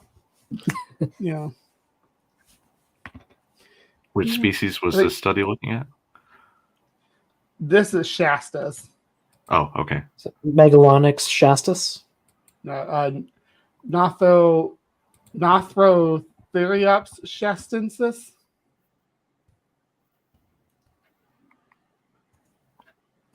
Shastensis. Okay. Okay. Shastas. Oh, is this the smaller one? Yeah, it's the Shasta. They're the ones that are like like 6 feet tall or whatever, not the Jeffersonian, Okay. which is like 10 feet tall.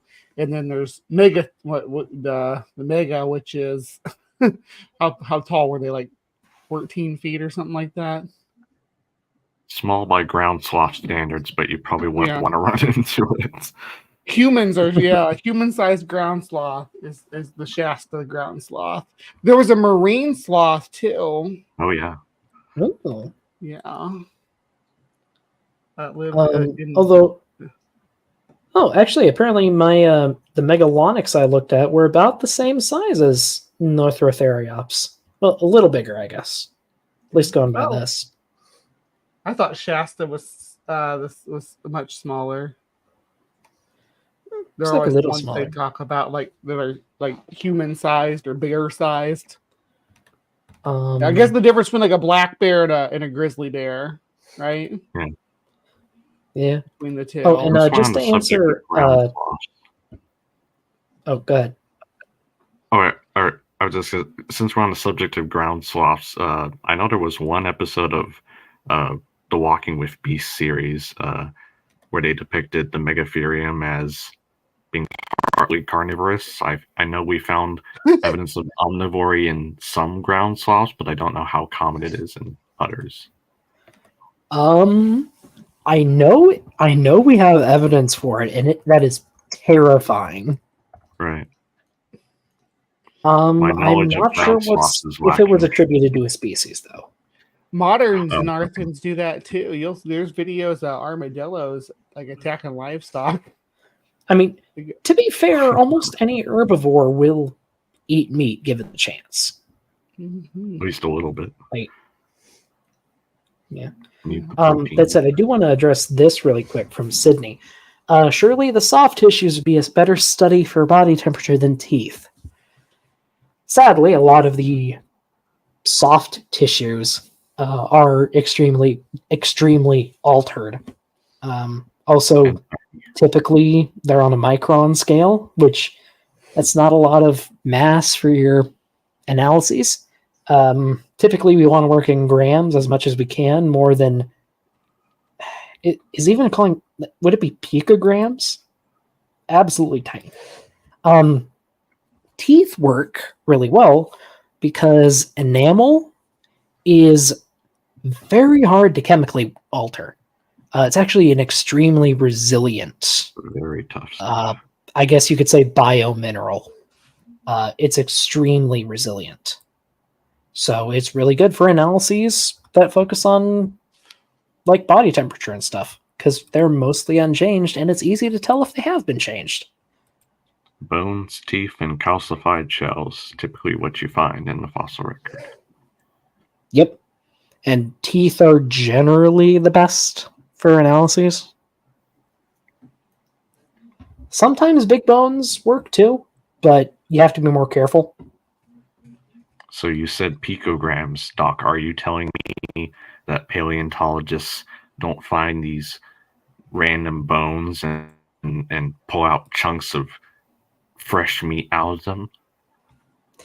No, we do not. Sorry. How dare. We might as well chug through this a bit faster, though, so we can get to the second part of tonight's stream, which should be fun. Sorry, I hope I haven't been derailing anything. Yeah, please, you've listened to this before. We only derail. Andrew, Uh, it's either going to be you or me. That can happen. Or me, or Bree. Yeah, I can derail with the best of them. We all do it. And honestly, I prefer it that way. And sometimes fossils are weird. There's a gradient of permineralization. Okay. And I'm gonna let you have the last word on that fossils are weird. Yeah, very weird. So I just played that because this is kind of a representative example of the typical type of response that I've seen from evolutionists when presented with this astounding evidence. It's kind of just they don't know what to do with it. It's weird, right? They're just weird. Says typical, but shows a response from one person. No offense, Doc. Well, yeah, and also just like I addressed it, like fossils are weird. Right. Sorry, they are. In truth, they're not weird. They're consistently inconsistent. It's if they were consistently consistent that they'd be weird. You're saying there's a difference in preservational environments and environmental conditions over geologic time? Yes, and that's what makes them very consistent to that matter. If they were consistently consistent, then it would be weird. Yeah, like if they were all formed in a singular event. Yes, that's why it would stand out like a sore thumb. Wait. Beamsy, you're telling me we don't go into the ground and find big, articulated, complete skeletons all the time? God, I wish. That's the exception. Yeah. Yeah, I wish. I wish we had that. It'd make my job so much easier. Andrew, just be glad that Deino doesn't have his camera on because we would have seen him coom. I'd just be like a floating premaxilla with half the teeth missing. Yeah, it's like a tooth here, a vertebrae there. Oh, mammal paleontologists have it so easy compared to dinosaur paleontologists. Like, you have how many dire wolves? You know, and we with can just reconstruct them better because we have modern representatives. Yeah, so you can get a better picture of what they were like. There are weird, like ground sloths, though. They're kind of weird. We don't have things much like them today. Yeah, they are weird. That's true. There are a lot of early mammals that are pretty weird. Well, it is true they are weird, but I'm pretty sure we have dozens of nearly complete skeletons, hundreds of individuals. Most dinosaurs are known from like one or two. We have fresh dung in here from ground sloths, if I'm not mistaken. We don't have any. Surprise me. We don't have any fresh dung or hair from dinosaurs. Why don't we have any dinosaur hairs? We have coprolites. Yeah, we do have coprolites. Here's an interesting thing I think for from you. T-Rex, nonetheless. So that's pretty cool. That's how we know it chewed bones. They got little bone fragments in there. Yeah. I mean, to be fair, T-Rex coprolites are more just a case of there's nothing else here that would chomp bone into bits and that's crap true. out a log that would have weighed like 20 pounds. Here's a question for you. The marsupial lion, what do you think their closest relative is? I know. Is it one of the weird flying squirrel analogs? No. No. Wombats. I know it's not technically a marsupial, is it? Oh, there are flying. There are sugar gliders. Yeah. Flying marsupial. I think he was meaning the marsupial lion. Marsupial lion, yeah. Which, to be fair, I confused with a very similar looking, completely unrelated animal from South America. Yeah, if you look at their teeth, they've just got 4 big incisors, and that's what most of their chewing was done by. And their closest relative is a wombat. Yeah, that's what Dot guessed that. Yeah, was like they're the only carnivorous marsupial, Australian marsupial out that's not a dasyurnid like the rest of them. I just made a big goof. I'm sorry. I was thinking Thylacosmilus when you said marsupial lion, not Thylaco. Yeah. So here's what Beamsy and Bree are talking about. This is Thylacoleo from, Australia. In which case, I always got it confused with, like Andrew here, Thylacosmilus, which is completely unrelated. But as far as I know, about awesome, the same size and looks about the same. And we're both like the maximum size that we think a predator could get, a marsupial predator could get. This is what they leopard size. Getting too much bigger than that, it starts to become more of a bird. Tens Yeah, of thousands sorry. of years ago, if you went to Australia, you'd be jumped by a killer wombat. Yeah, sorry. I'm looking at its Wikipedia page. Thylacosmilus is an extinct genus of saber-toothed metatherian mammals that inhabited South America from the late Miocene to Pliocene. It is And a sparacidont, a group closely related to marsupials. and Andrew, it's not the wombat you've got to worry about. It would be actually the megathax, Just a Megathax? kangaroo. the massive monitor lizard. You mean Oh, Megalania? Megalania. Yeah, but Well, not Megalania. So apparently Megalania is actually invalid. Yeah, it's Varanus Really? Prisca. Yeah, it's been synonymized with Varanus because it is Oh, Varanus, yeah. it is Okay. just a giant Komodo dragon. Yeah, okay. It is just a giant Komodo dragon. just really big All right, and that's still pretty terrifying. Yeah, it is. It's just like, what sets it apart? Nothing other than its size. And it is quite So I guess sizable indeed. Megalania is just a colloquial name then. yeah. Yeah, sadly. But Thylacosmilus is smaller than I thought. That's like a big bobcat, isn't it? Yeah, Or well, saber-tooth. they call it leopard size, but yeah, it's Hmm. the Looks drop small for bear. a leopard, but still, What's the weight? between 180 and 260 pounds. That's definitely Yeah, leopard That's size. pretty chunky. But pull up a leopard. I don't think a leopard gets much higher up, longer than a meter or so long. And Yeah, marsupials though are chunkier than their. Oh, Apparently, male leopards can weigh up to 165 pounds. Hmm. So Thylacosmilus is bigger than a leopard. yeah, So but smaller. That might be smaller more in than the realm of lion. jaguars. Yeah. but mass-wise, it is comparable. Oh yeah, it's much more comparable to jaguars, actually. Ah. Which, if you've ever seen a jaguar, or well, if you're not familiar with the difference between a jaguar and a leopard, jaguars are leopards if they went to the gym. Yeah, jaguars are pretty much as big as a lioness, except for they're usually pretty buff. Huh? They are the top predator in South America for a reason, and they love to swim. Not It just turns out South lots of America. cats like to swim. They come up Just here South too. America? They come up here too. I will apologize for the tangent. Nah, it's fine. Like, again, that is what we do. We come here for the tangents. Yeah.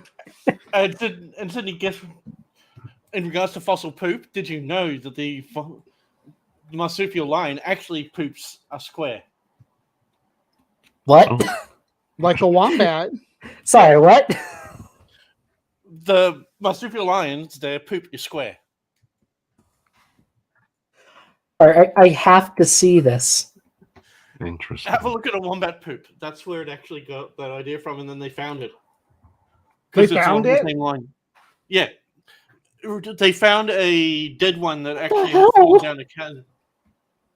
Why do they poop cubes? They actually poop cubes. Why? You could say Pooping for once, marsupials. an example of the geometry of life, literally. Why? I don't know. The Australian square cube law. But it's particularly the wombat line that actually does it, and we don't know why. It's the weirdest thing ever. Nature is weird, man.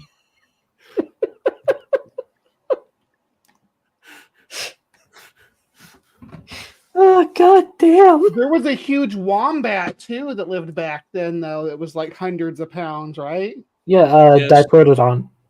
Yes. Which, if they hadn't died off, Australia would have actually had a probably pretty good pack animal in them, wouldn't it? Right? Well, I wonder if they would have, if the keeping their megafauna would have helped stave off climate change too. You know, having a waste carbon cycle. In That the might have outback. helped for Australia. I don't know about the rest of the world, though. I don't want to go down this tangent because this is a very complex tangent, but it is actually humans' responsibility for what happened to the megafauna and the change in the Australian climate. Yeah. Yeah. Yeah. That's a long tangent, and it would have to be 40,000 years of human intervention. Yeah, I know what you're talking about, Beansy. A 40,000-year-old tangent. Yeah, it's 70,000 years. Is it up 70. to 70 now? Yeah. Oh, Humans have been in Australia for 70,000 years. Somewhere I've heard between to 60 to 70,000. 60,000. Yeah, somewhere I between thought- 60 to 70,000. That's where we can get about for some of the sites in Western Australia. Really? sorry. This is another tangent to put on your tangent, Beamsy. Holy moly. I was responding to a comment Still listening, I'll be earlier, right back. and it kind of just reminded me of that they're always saying, or creationists, I mean, always saying, well, you guys, evolutionists, can't make up your minds. You're always putting these divergent states back and back, and pushing the timeline back, and you're always changing it. Just reminded me of that No, argument. we find more. Right. Like the fossil record's still pretty incomplete. It's some miraculous that well, maybe not miraculous. It's awesome, really, that we have all that we already have. Like, I've heard creationists harp on like us saying Archaeopteryx is no longer the oldest bird. How much older do you think the oldest bird is? A million years? I believe it's about 10 million years, if that. Like, it's not very much farther back. It's just Where are they referring to as the oldest bird in this case? I'm not sure if it's still Anchiornis. Oh, okay. Well, I thought Anchiornis was closer to Troodontids. Well, it's a paravian for sure. Looks like between 167 and 150. So actually, that's a pretty wide spread. It's weird. It's from China, I'm pretty sure. Usually have better timings for China. It's a bit odd. I guess it's besides the point anyway, because if you want to say Anchiornis Archaeopteryx is the first bird, then like pretty weird birds by modern bird standards. Like where do you draw the line exactly? Yeah, and like paleontologists have problems drawing those lines. Because, biology, they don't really exist. It's like well, your phylogeny is all screwed up around this area. Well, why do you think that is? Because evolution You happened. think you can do better? I dare you to try and do better. Terminology I honestly sucks. doubt most lay creationists understand phylogenetic methodology.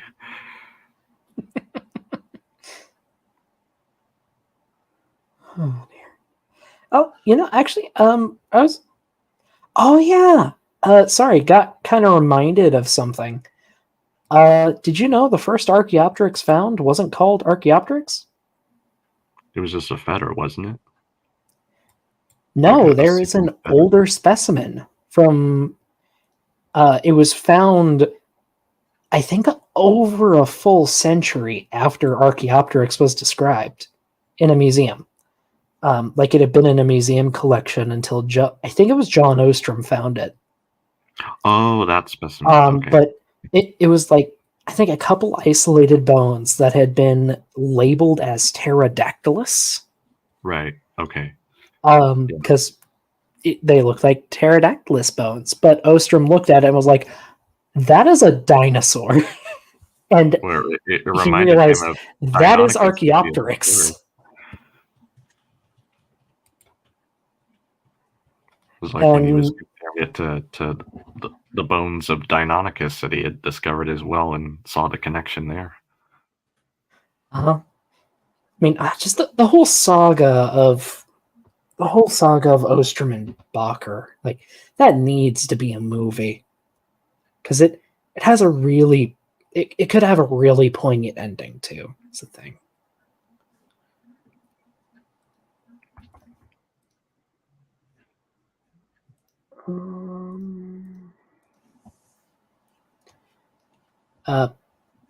Because I mean, for anyone who's not aware, John Ostrom basically was one of the first modern paleontologists to make the direct connection between dinosaurs and birds.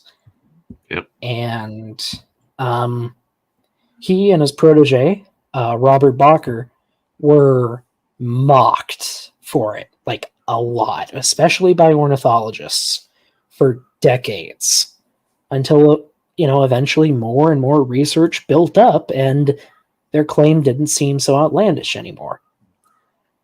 And this kind of culminated when, in the late 90s, Sinosauropteryx was discovered, a small dinosaur from China. And an American paleontologist managed to smuggle some photographs of the specimen out of China and showed them to John Ostrom. And on this definitive dinosaur, you can just see these gorgeous impressions of feathers completely covering its body. And according to the story, Ostrom immediately just broke down and cried. Because, here, finally, you cannot refute this. It is a dinosaur with feathers. And there's no way to make that a bird that doesn't turn all Peruvians into dinosaurs. it's always the real gripe I have with how creation, the limited taxonomic view creationists typically have. Like, they see feathers and they think that must mean it's a bird. Then none of the underlying characteristics matter. If it has fins, it's a fish. If it has wings, it's a bat or a bird. Like, so on and so forth. It's super frustrating. Or your classification system is all arbitrary. So you can call it a mammal, but it doesn't care that it's an actual mammal.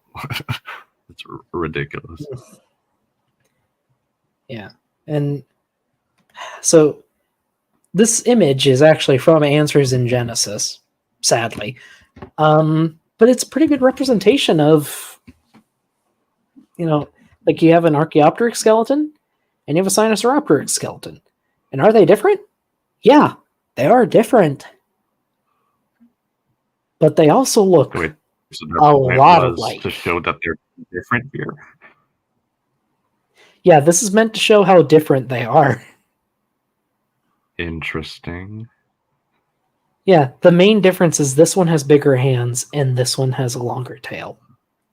Other than that, their skeletons are shockingly similar, especially if you know anything about anatomy.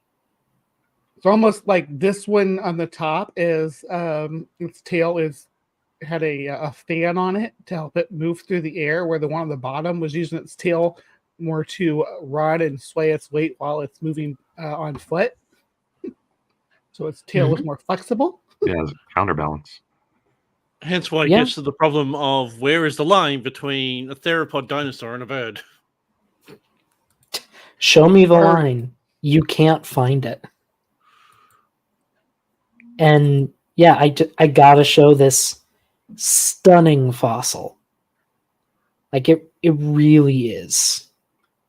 And now we even know what color they were. Is awesome. Uh-huh. Based on the feathers. Just imagine, fighting your entire life to say that birds are related to dinosaurs. And you finally, after decades of work, you find this. We can say, yes, birds are dinosaurs. Working my hands, I will bitch slap you. I mean, fully. That is in tough. Do you know what tough is? Oh dear. Well, the Sinusoraptorix?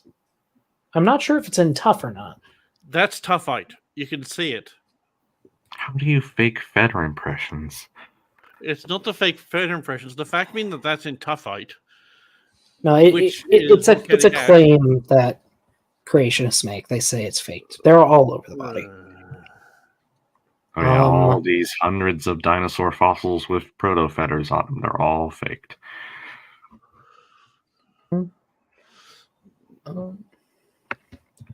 Yeah, that fossil discredits so many of their claims, like the flood death pose, the faked impressions. It's just that comes from volcanic eruptions.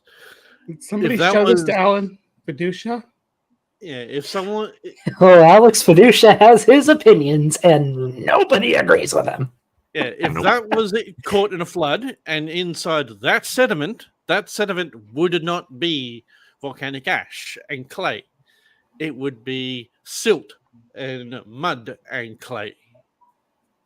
That would be a mudstone, not a toughite. Oh, and from Wikipedia, here's the counter slab. Like, so the piece of rock that was above the original fossil, like even this, like it's still like so gorgeously preserved. It's insane.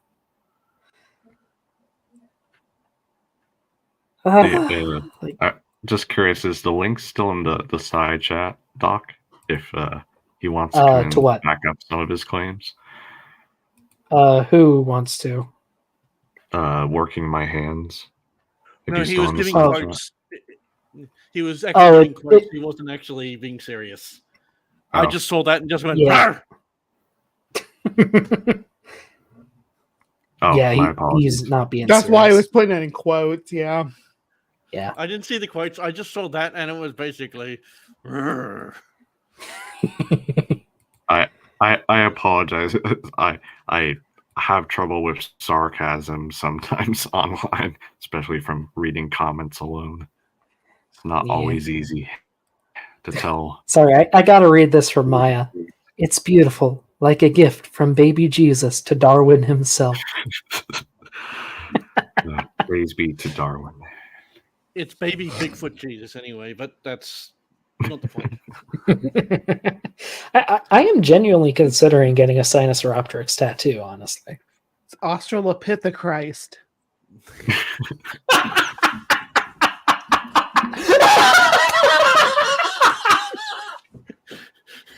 Shit! I think we now have Doc's first emote when he gets to 1,000. No, damn it, Beamsy is still the first. That's a second, though. Well, you're getting on.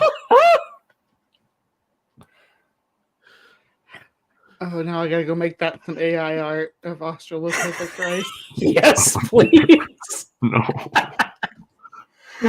Oh, goodness. Okay, let's finish the presentation and we can goof off more during the ranking because I know we're gonna do that shit. Brittle. They're not being described Oh, as brittle. If dear. you just look at a photo, it's being held out in the open in a cross-sected form there, and it's not falling apart into dust. So obviously something's holding it together. That would be collagen. So No, not that would only be is it iron. unpermineralized, it's full of collagen. Now, what is collagen? It's the most abundant protein in your body. It's about 30% of your body's total protein. It's the primary building block of your skin, your muscles, your bones, your tendons, your ligaments, etc. And Ooh, wait. it also Sorry, I gotta read this out. Bree, how about Australopithechrist?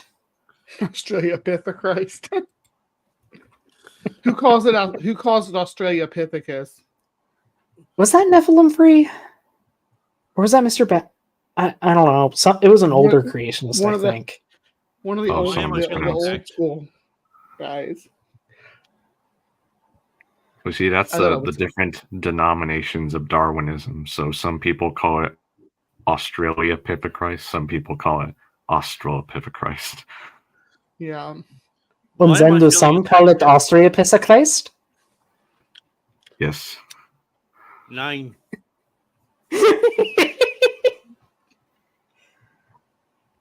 Cobra says it was Neff. Okay. Yeah, it sounded Yeah, like Also it. constitutes diagnosed. over 90% of the organic component of bone. And the organic component of bone, Ooh, actually, wait. I got to do a thing. I'm going to engage with my chat. Working my hands. The brilliant comment there. That's.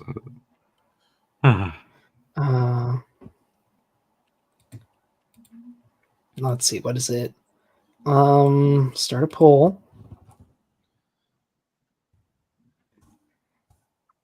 Did you also notice that you had an stupid effing toddler in the chat before?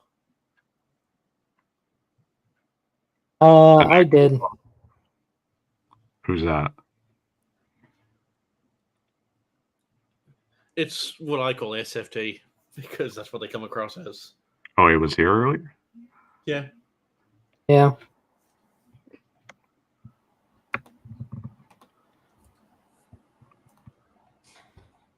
It was a while ago, I'm guessing. Yeah. A few minutes ago. Ah. Wonder I why think he Grayson's didn't done with this college show. I was so Yeah? surprised to keep Grayson on there. Yeah. Oh yeah, that's right. Grayson was on the line today. Yeah.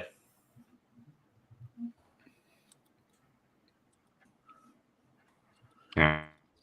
I'm not that much into atheist call-in shows, to be honest.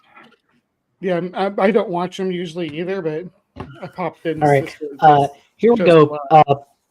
Go ahead, people. Choose your Lord and Savior. Is it Austriopithecus, Australopithecus, or Australopithecus? No, you got it wrong. They're not the Lord and Savior because it would be Australopithecus. Ah, crap. Crap, I misspelled the misspelling. Shit. Well, I guess random dinosaur noises is winning anyway. is around 35 or let's see. Yeah, around 35% of the bone is the organic component. So doing a little math, that brings us in the range of 25 or 30% collagen. So if you don't have collagen, you're going to have a major problem with that bone. It is not going to look anything like an old cow bone, right? It's going to be very Source, please. clear that it is highly degraded without the collagen, if it even can hold up together at all. So in 2020, I actually had a peer-reviewed article published in the Journal of Creation entitled The Upper Limits of Survivability of Bone Material. And it's available in PDF form at creation.com today. Generally speaking, buried bones, this is one of the things that I discovered in my research on this, in taphonomy is what this is technically. The discipline here is taphonomy, but generally speaking, buried bones should be almost completely decayed within around 80 years after burial. That's just a rough estimate, unless there are some kind of special circumstances like mummification or permineralization going on. I guess he's never heard of, I don't know, name an archaeological site? Well, let's give it an easy questions for you.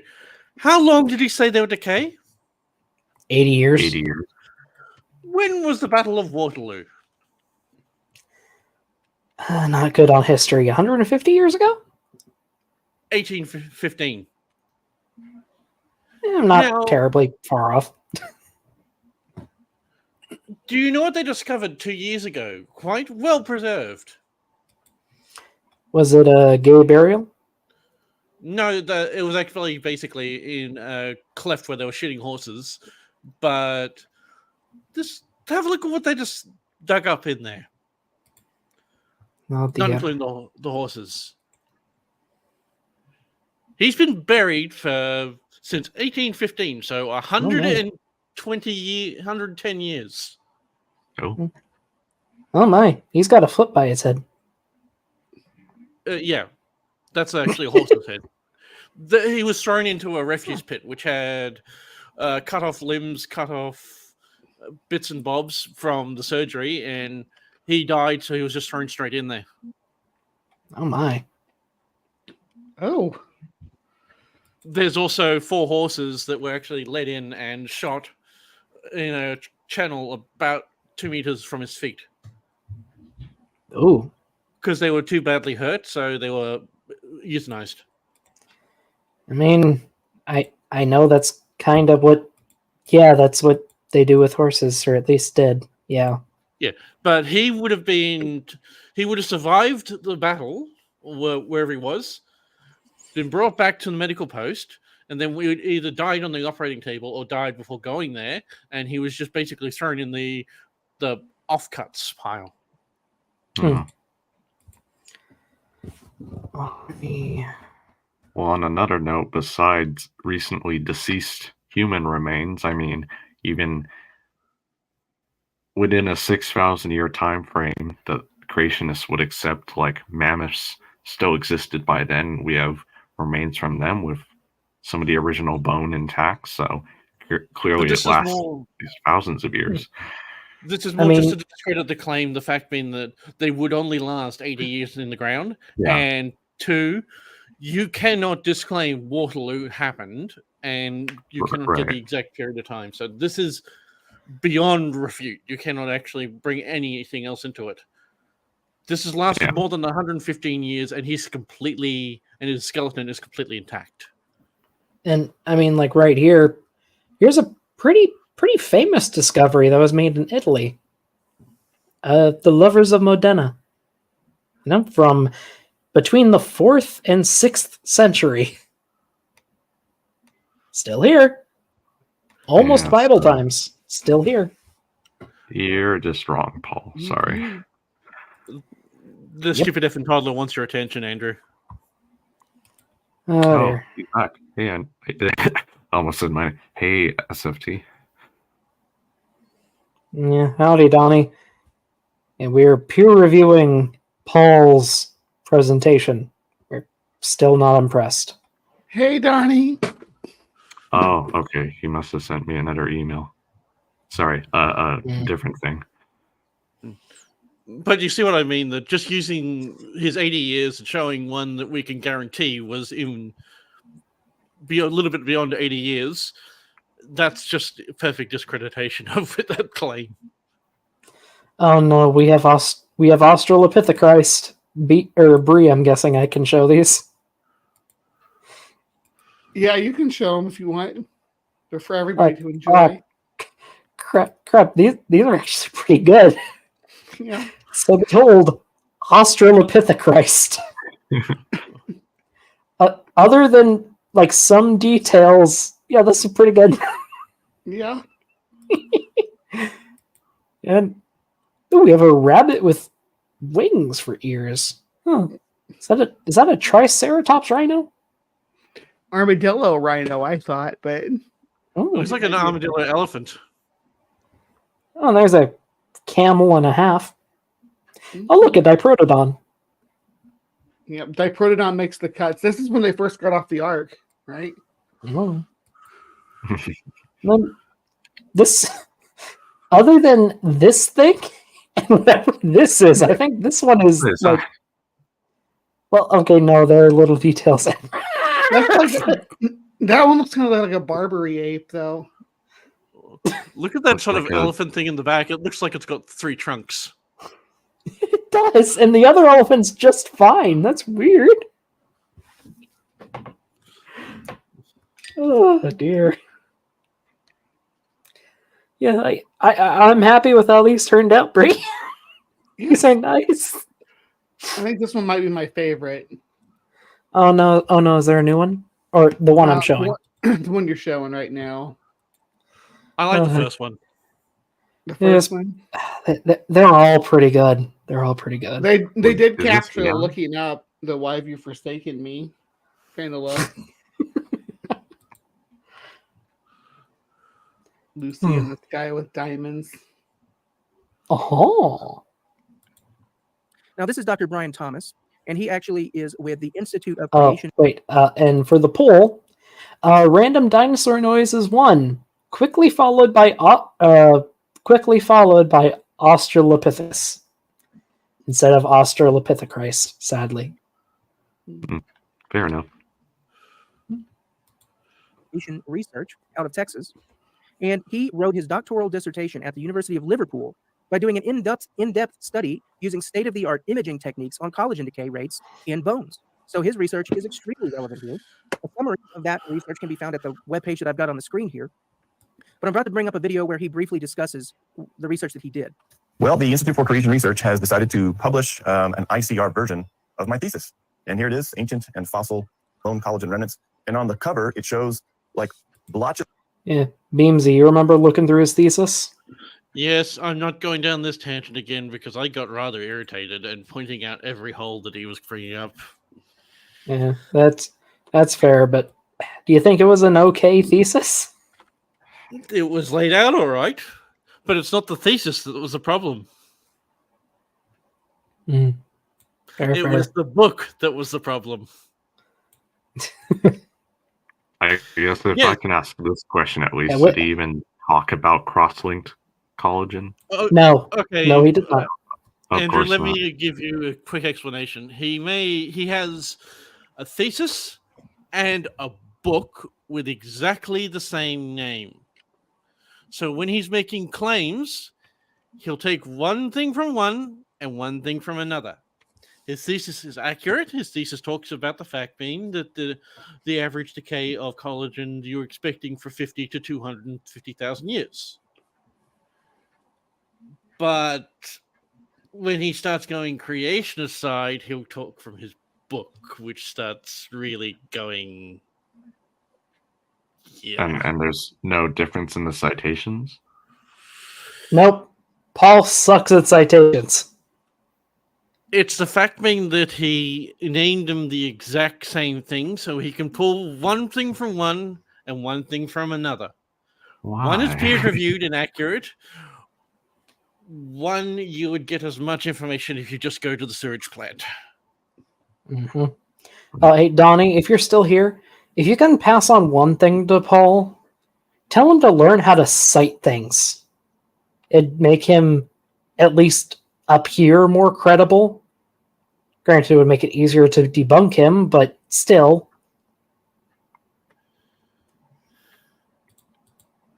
Is the link Like- still in the side chat? I don't know. I don't honestly think he'd want to join, but if he at all wants to defend some of his claims on this.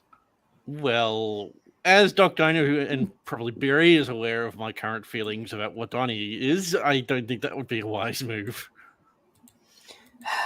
Do you think you could behave if he popped on? I will try. Okay. Here, Donnie, if you want to come on to talk about this presentation at all, there's the link. You don't have to, and I wouldn't blame you if you didn't want to. I'm not going to call you a coward or anything. All up I'm to you. just giving But fair we'd rather opportunity. talk with you than at you, is what I'm thinking.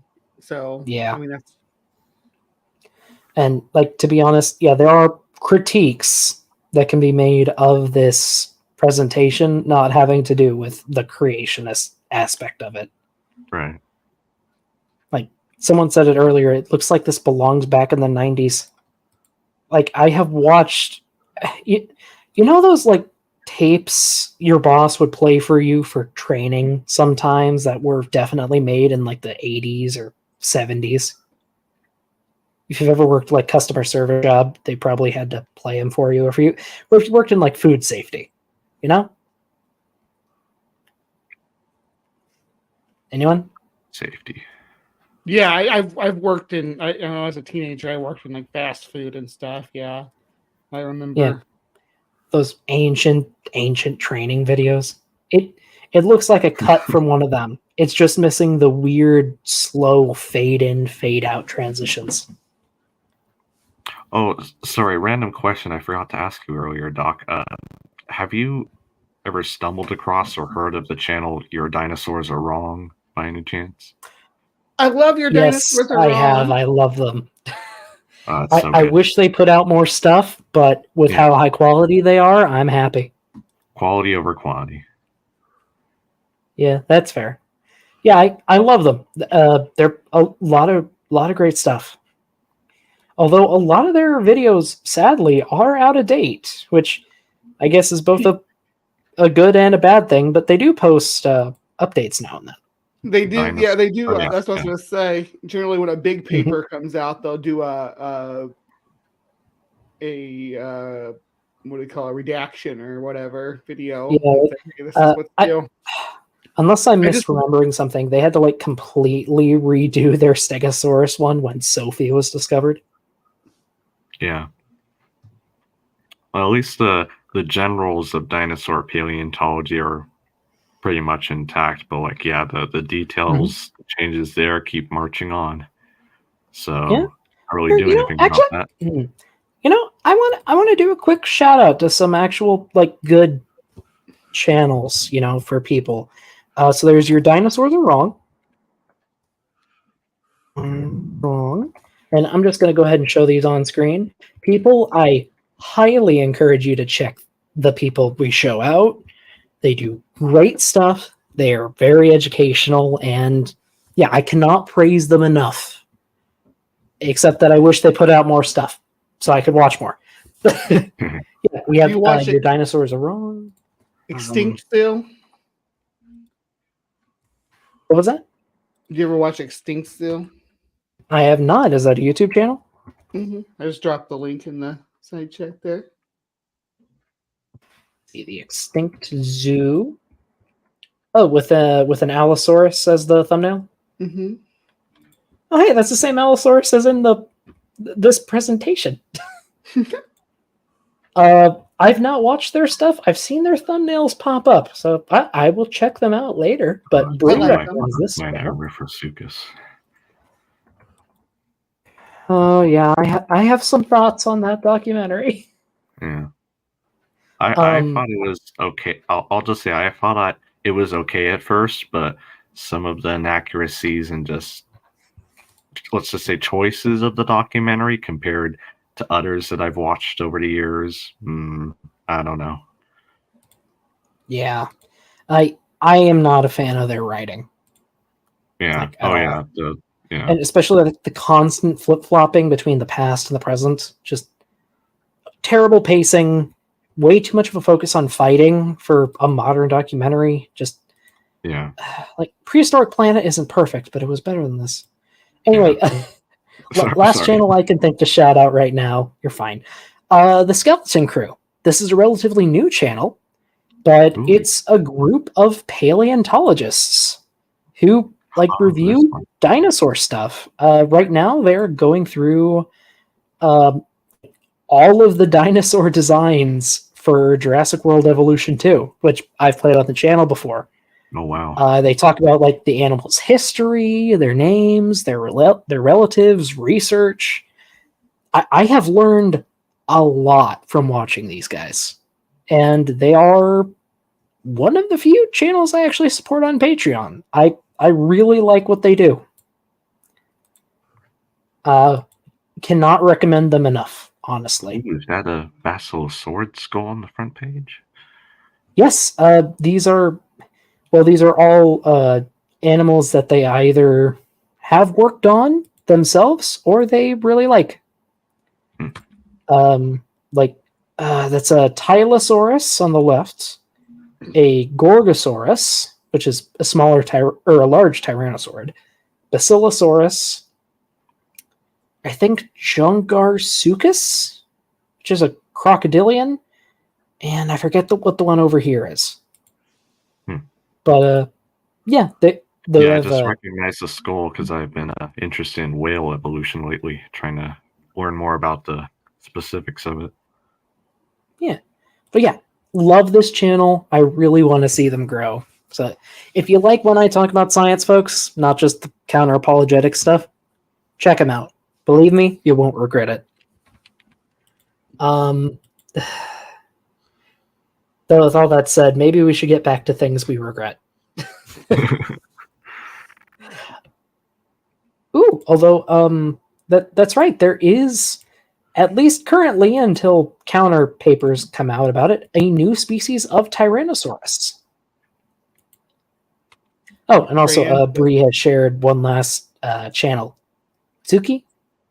Mm-hmm. Not familiar with them. They do a lot of animal stuff, but there's prehistoric stuff in there too. All right. Yeah. I've also been watching videos from a channel called Deino recently. I don't know what you would think about it, but I think their videos are pretty good. Familiar. Deino? Yes. Is that with a? I think I G. found them. Yeah. Should have a Tyrannosaurus skull as the logo, something like that. Yeah, all right. Yeah, Deino too. So I think that's 5 Ooh. channels. I recognize some of those thumbnails too. I think I've been watching these. I guess, yeah, check these channels one's out, not a- folks. If you this like one's them, not a tell them I said robot. hi. This one's not a robot voice, is it? No. Okay, good. It's Hmm. mostly the actual guy talking with Hi, Sue. things in between. Oh, hello, Allosaurus. Yeah, that guy. Yeah, you know you've looked at too many fossils when you start to be able to recognize individuals. I have been looking at way too many Camarasaurus bones lately. I mean, what's not to love about dinosaur bones? I mean, I've spent 20 hours the last 2 weeks working on Camarasaurus. And I still have like 100 hours to go. Well, I hope those are. I signed up for it. It's fun. It's fun. I mean, if I was able to do that, I would like to, at least in the future.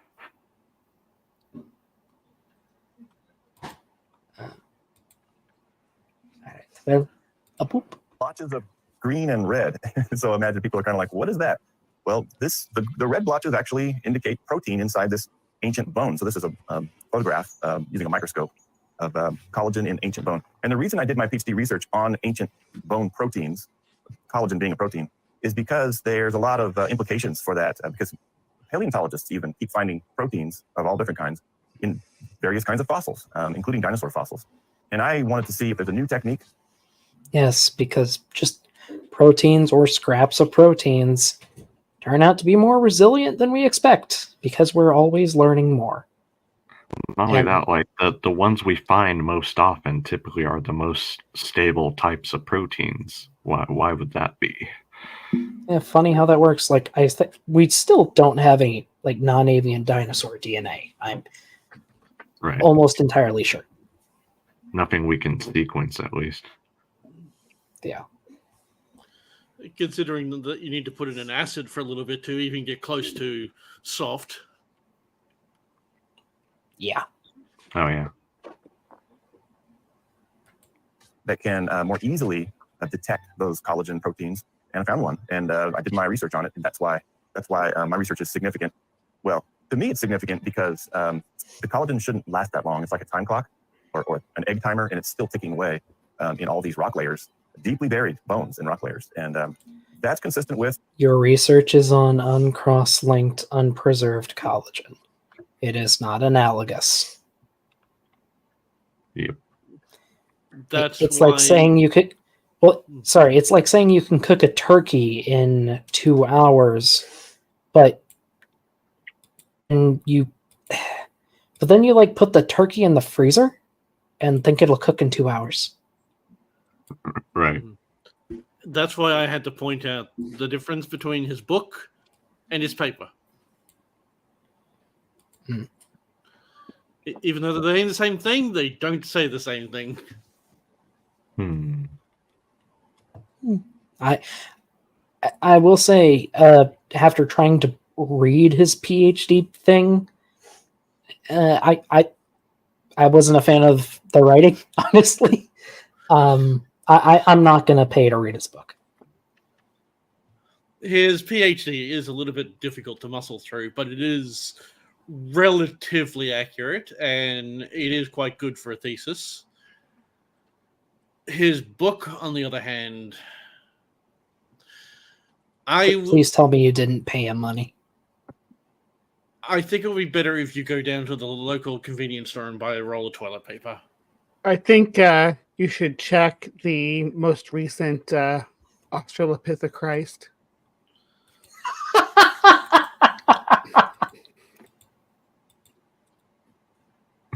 Oh, crap, that's good.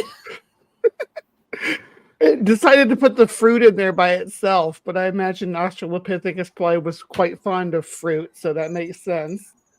The Council Oh, of the Planet of the Apes. Oh no. Oh, jeez, I didn't see any of the last three. Oh, I gotta show these.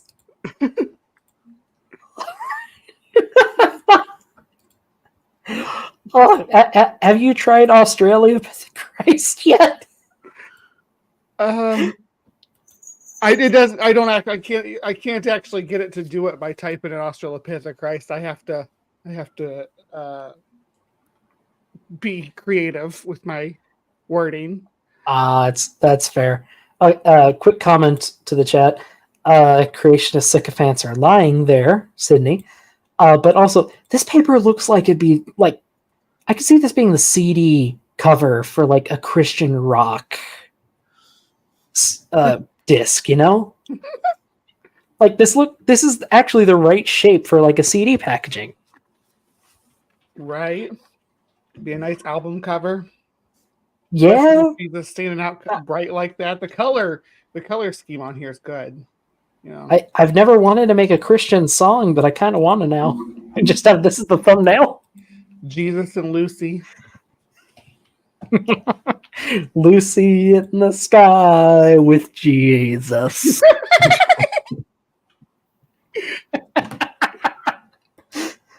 All right, and then there's this, which Yep, we got some sermon on the shit, mount. I like this.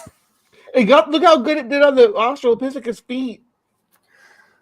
Yeah, I mean, and you know, I feel like this should be a shot from like the new Planet of the Apes movies. Honestly, I was going to say, Like, like, did this they used to do be a scene serious like this? Planet of the Apes vibes. yeah, Ape Jesus. It's obviously Apis. that's Caesar, right? Isn't he? the- Caesar, yeah. And then lastly, I don't know what this is referencing, but I like it. It's the money changers. God is angry and he has sent his strongest ape. Do you notice one thing about it? What? So you're not getting a Dragon Ball vibe out of that. Kinda. He's What about color to is the flip fur? I know, I see it, I see Okay, it. I see. But honest, like that is a really well rendered. I'm Well, not going to say Australopithecus in particular, but ape. Like, shit. I think it looks more like a that pair actually of looks really good. myself, just based on the jawline. Yeah. But I don't. Maybe, but yeah, Looks like that looks big ape. really good. The feet are really good on it. It- And his- I think I'm that having table trouble is about to go. Okay, like this guy has an extra foot, but other than that, this looks like a painting. You know? No, he hasn't got an extra foot. You're actually seeing something else. No? It doesn't look like a foot. Hmm. I'm not sure what that is. It's not a foot. It I looks like think part of it's a table, but foot. It can't be. I could see it being a foot. Unless but I this is also supposed to be a seen- chair leg. This could be a chair leg back here, and he's like Yeah. leaning on it, side saddle. or another part of another basket or something. But yeah, Maybe. Yeah. Other than whatever's going on down here, like I like this. Honestly, I think Like, Australopithechrist needs to become a thing. No, that's Yes. Jose and wanting to make a withdrawal.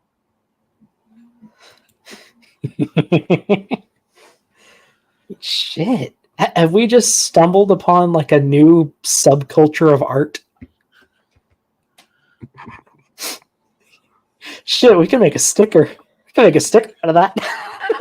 Well, Hey, Bree, ever thought of starting a Redbubble? we just put this stuff on T-shirts. Or like a Bible holder.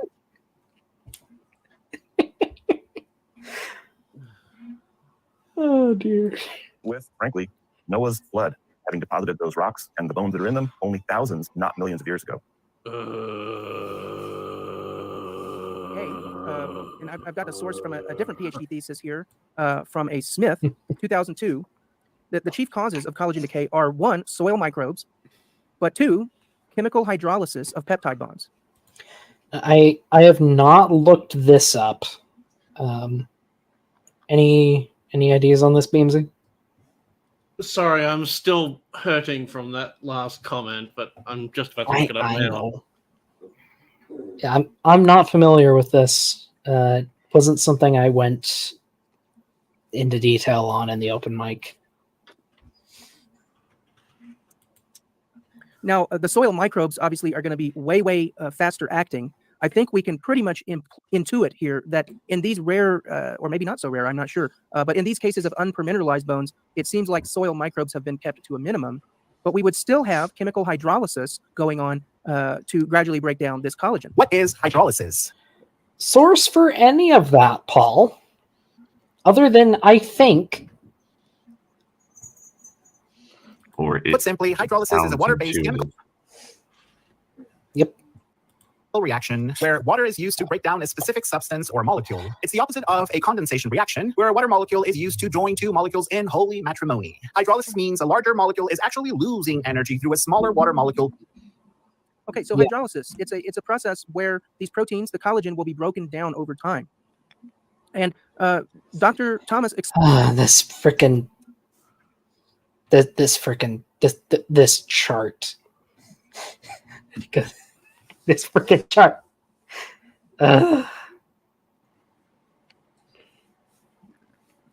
Something I do want to point out, even with, again, modern uncross-linked collagen, there's a very strong correlation between lower temperatures and longer half-lives. This only goes down to 7.5 degrees C. Would you like the title of that paper? I'm scared.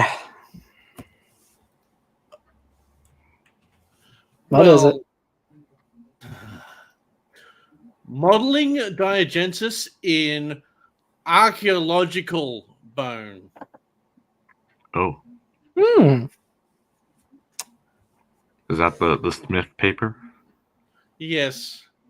Oh, I mean, like, how long ago are we talking in archaeology? Because it's a fuzzy boundary between archaeology and paleontology with humans. that's true. Like, actual question here. Should a study of Homo floresiensis be considered archaeology or paleontology? That's a good question. Guess what this thesis is actually part of? I am not sure. The University of Newcastle upon Tyne. That's near the border of Wales and England, because upon Tyne is actually a region near the center of... Sorry, but... Fossil fuels and environmental geochemistry. I mean, that's not an awful context, is it? For what he's trying to use it for, he's trying to conflate fossils with someone who's looking at recent burial sites to make sure that it's fine to dig up there for oil. Oh. Yeah, I'm just reading. He's basically, the person that he's quoting is someone who would be called in by the petrochemical companies to make sure that where they're digging isn't a gravesite. Oh.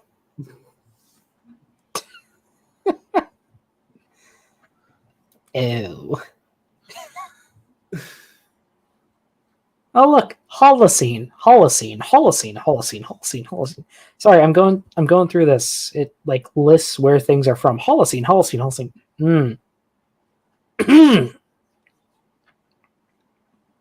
Interesting. Oh, they do have a Neanderthal cave sites. That's neat. Goes back a few tens of thousands of years. Well, page 24 will give you the idea of what he's actually looking into within the date range. Page 24. What is archaeological bone to give you an idea of what the age range he's going for. I was hoping for a chart. I'm seeing blocks of text. It's mostly text. Mm.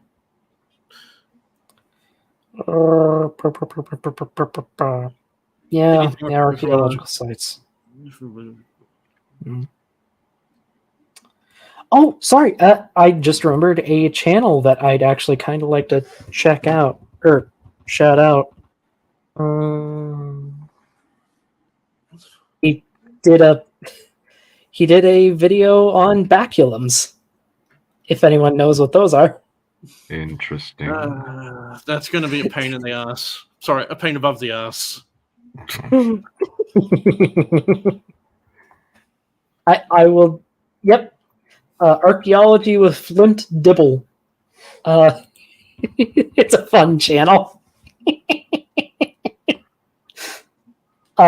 This is 20 minutes of dick jokes.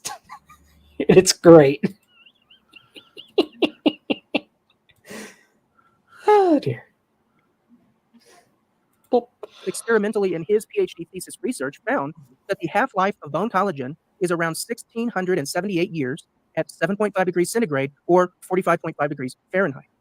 Now, by comparison, that is significantly less even than the half-life of carbon-14. So this puts a massive... Oh, right.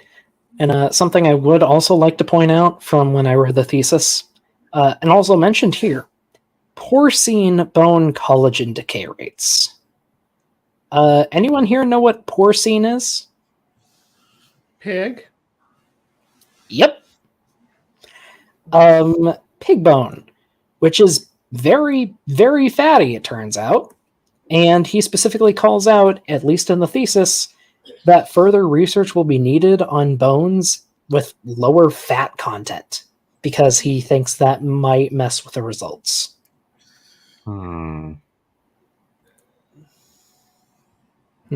But let me share something with you. Reptiles tend to have a lot less fat than mammals. Like a lot less fat. So maybe a pig isn't the best analog for a hadrosaur. Maybe try like a chicken bone or something. Yeah, or an alligator. Yeah. You'd want something like more like an emu. Yeah. Paleonave. Well, I honestly, I'd say do it with an emu and an alligator. Like, compare them to each other, see how they match up. It's what a lot of studies do. I would go. You only did it only on pig bone? At least this portion is only on pig bone. Yeah. To do it correctly, I would actually do it on emu, ostrich, alligator, and crocodile to get 4 different phase of references. And yeah, that's fair. Just sort of a middle ground. Yeah, no, that's fair, Beamsy. I was just saying, like, start with at least 2 of closer relation. If you can do more, do more. But that'll all depend on the study. Working my hands here, if anyone has any thoughts. Pneumatic bones of dinosaurs. I mean, it would probably speed up diagenesis.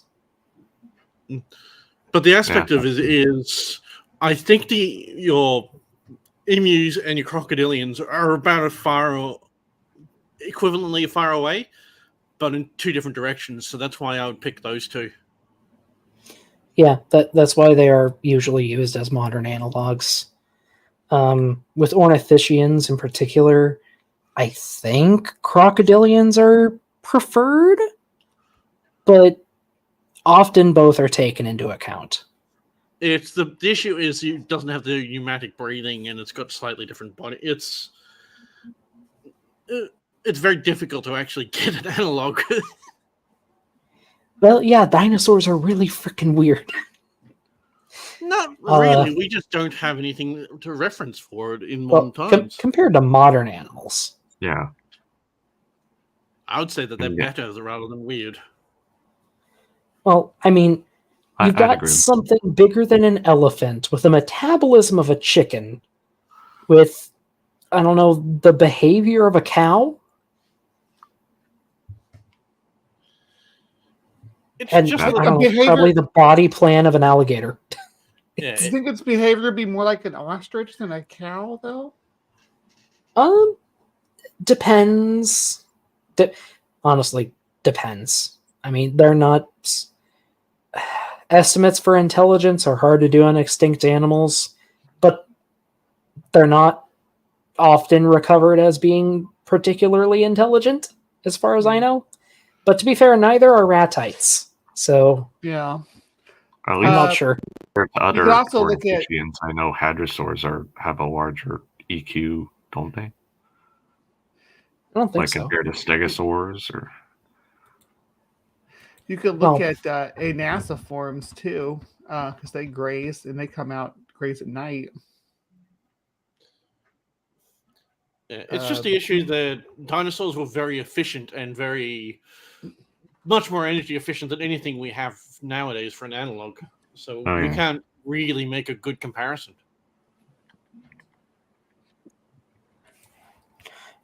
Remind me, what is an EQ?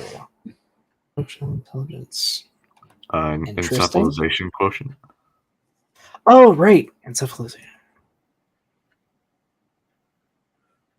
Oh, maybe it was just like a popular source, but I thought I'd seen somewhere that they had a relatively higher EQ compared to other ornithischians. Not as high as like T-Rex or dromaeosaurs, for example, but still relatively high. Yeah, you got IQ and EQ. Oh, yeah. Yeah. Let's see, I'm finding data on Silurosaurs. And for anyone curious, the encephalization quotient is just comparing the brain to body size ratio, basically. Mm-hmm. Hasn't that sort of fallen by the wayside? Yeah, I know it is a bit Yeah, there's not compared to there mammals, is dinosaurs. I don't know. sorry. Just that there's a lot of data we can't account for. Like in like especially in modern time, like more recently, we've discovered that dinosaurs likely had more efficient brains compared to their body size than mammals. So here's from a paper on encephalization. I mean, ornithopods, I guess, in general, map above crocodilians, but that's not an especially high bar. Well below birds, though. But, again, really hard to say without actually having them here, sadly. That's Yeah, true. because the actual Well, structure birds, of the I mean- makes a big difference. Birds had to get off the ground, so that's going to be. Mm-hmm. And, I mean, to be fair, like, a brain in a bird? Like, that's fairly dense tissue in an animal that's basically living paper. Yeah. I mean, also, avian brains are slightly different structurally than mammalian brains, so. Yeah. Or the brains of fish, for that matter. So yeah. I guess we can only get a rough sense at this point. Yeah. I don't think we can actually tell if they're rough or smooth-brained. Well, I think he means like rough guesstimate. Yeah, an idea of maybe how intelligent they were, or how Mhm. what their behaviors might have been like. But what I mean So by you that is could the probably also aspect use- of the best you can do is get a cast of the brain case to get a size, but you couldn't tell if it was smooth or rough. Well, Yeah, that's true. depends. Like, there is as an example, there's an Australopithecus specimen known as the Tong Child, which has a preserved, it has preserved, I guess, Puncture imprint wounds. of the brain, like blood filling the brain cavity, at least. Yeah, again, but it's still a cast of the brain cavity. You can't actually tell the actual structure of the cerebral cortex. All the creases and True. wrinkles. Yeah, Yeah, it's tough. because It koalas is are smooth really brained.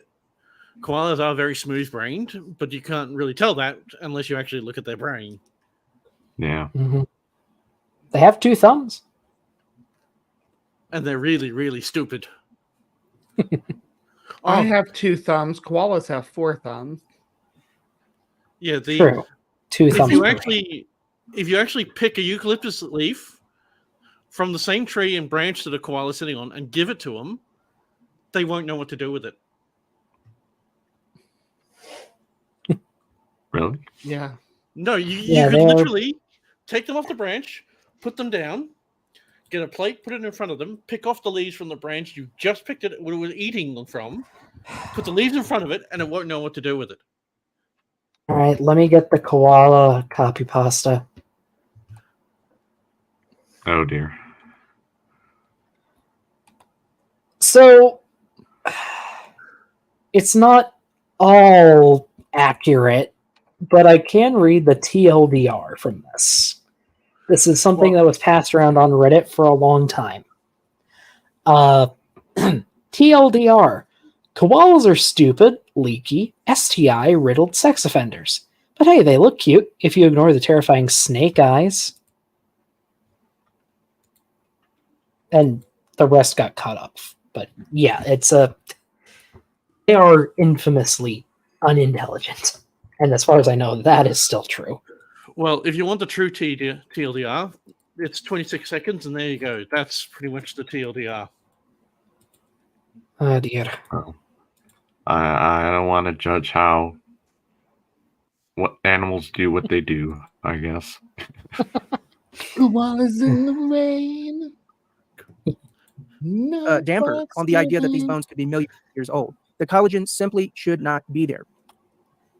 If it were Now, not cross-linked. one of the things that I sort of anticipated, and I thought about myself, well, is it possible that these bones just didn't degrade because they were kept in a continuous, nonstop deep freeze? They were degraded. Is that why? I mean, it did come from northern Alaska after all. Is it possible that they were continuously frozen for all of that time, and that's why somehow the collagen didn't degrade? Maybe freezing just totally stops the hydrolysis reaction. Well, even if that were true, I don't think it is, but even if it were true, these bones have not been continuously frozen, even according to the evolutionary timeline. I'm going to quote here from one of the original articles, write-ups. The northern hadrosaurs would have endured months of winter darkness and probably snow, but it was certainly not like the Arctic today up there. Probably in the 40s, 5 to 9 degrees, was the mean annual temperature, Erickson said. Probably a good analogy is thinking about British Columbia. So cool, no doubt, but certainly not a constant deep freeze. And you can even just look at what northern Alaska is like today. That's what I pulled it up here. Even today, during the summer months, it gets well above freezing, even in this area, the north slope region of Alaska, which is where these bones were taken from here. You can. Does I that mean, mean all the 51 permafrost degrees? part immediately melt? What was that? I said, but does that necessarily mean all the permafrost necessarily melts? No, it doesn't. Yes, the air temperature is above freezing, but what is the ground temperature? And why is he on the left side of Alaska when we saw before on the paper that it was actually a bit south from there? Not there. No. Yeah, about here. Yeah. Yep. Yeah, that would have been like the annual air temperature, not the temperature on the ground Mhm. necessarily. I think I've traumatized Sydney too much. Oh dear. You can see the date that this temperature was this past August. It was 51 degrees, and so obviously it is not the case that they've been kept in a continuous deep freeze for 70 million years. I mean, we found them in the air, maybe, but we didn't. Yeah. Here's a little something people might not know. Rock temperatures under the surface don't really change all that much. Nope. Like, Yeah, there's a yeah. reason why humans have infamously lived in caves all over the world for all of human history. Caves stay a pretty constant temperature, like all year round, and the same is true for the rocks surrounding them. There's a reason why they tell you to dress warm when you're going exploring in caves. Mhm. It's And, freaking cold. When they say permafrost, that means that rock is always below freezing. Maybe well below freezing.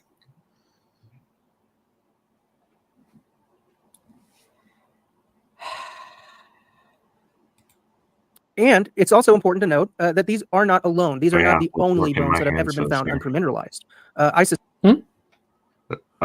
Just a comment from working my hands here about permafrost in Alaska.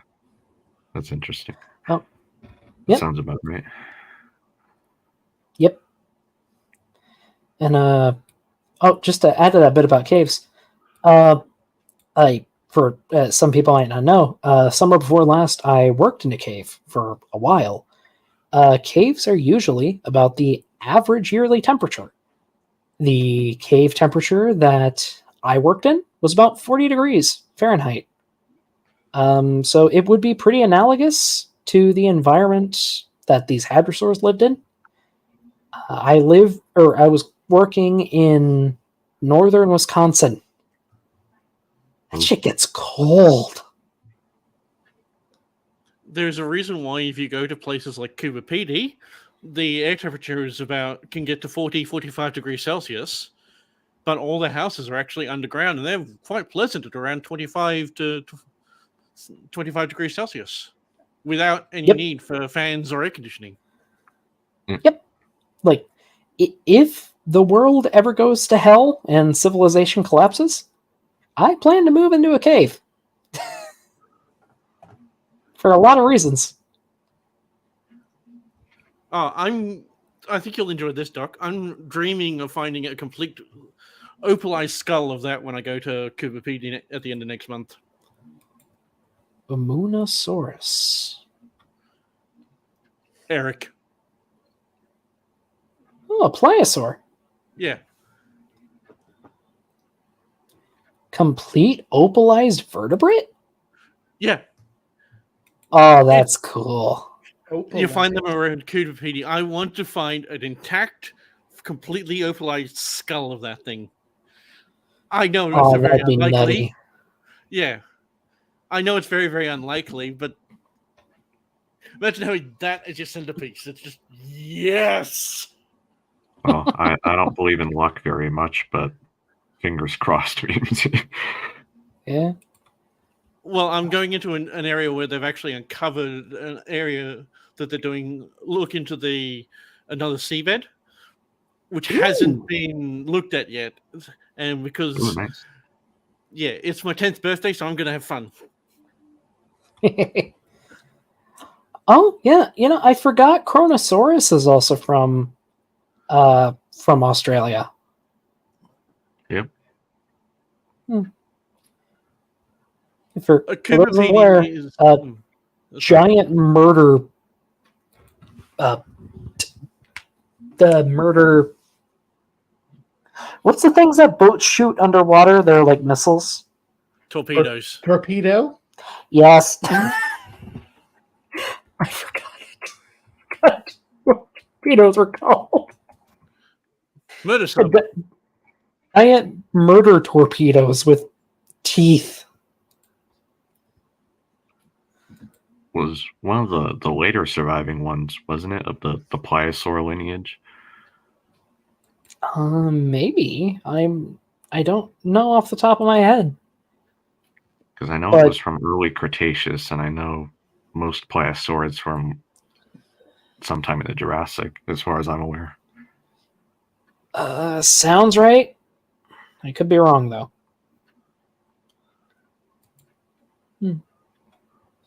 Yeah, That's found in they're pretty Queensland. neat though.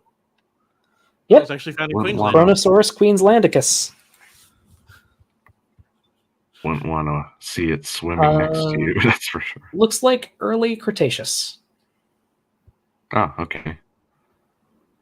I think it more means lizard out of time rather than time lizard. Huh? Oh, Chronosaurus. Yeah. It is named for Kronos. Oh, With a K. Time. Kronos with a K. Yeah. No, or sometimes Titan. C.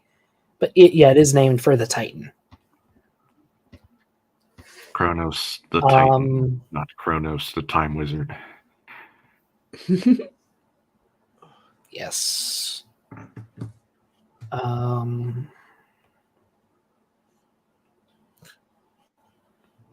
All right, gosh. it is a Titan, not a god. Yeah, it was Titans are above gods. Zeus's father, wasn't it? Yes.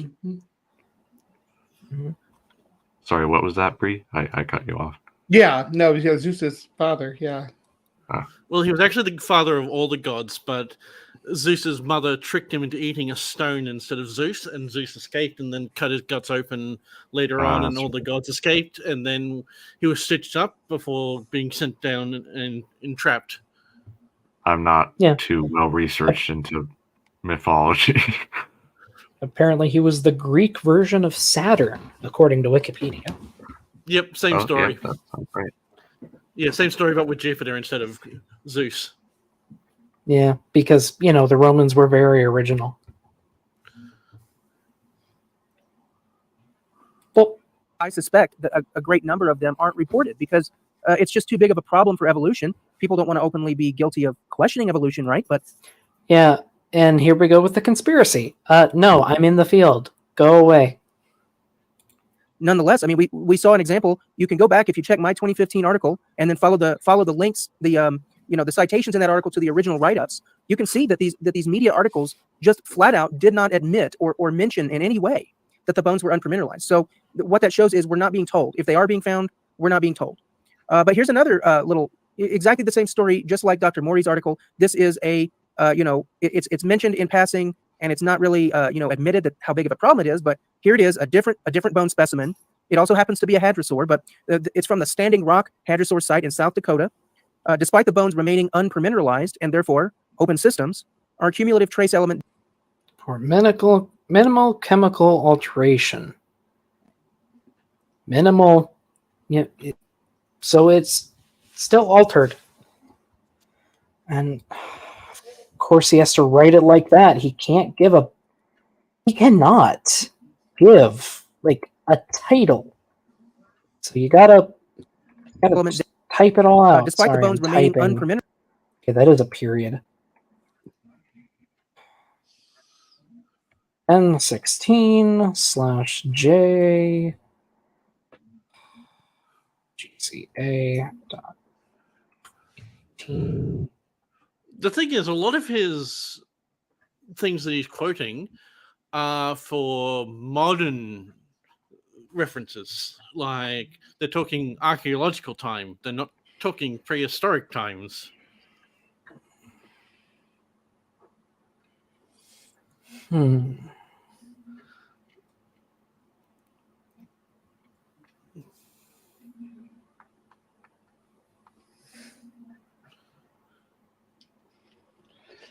I thought I was Sorry, going to make it through this. I'm going to have to head to bed, though, guys. I'm getting tired.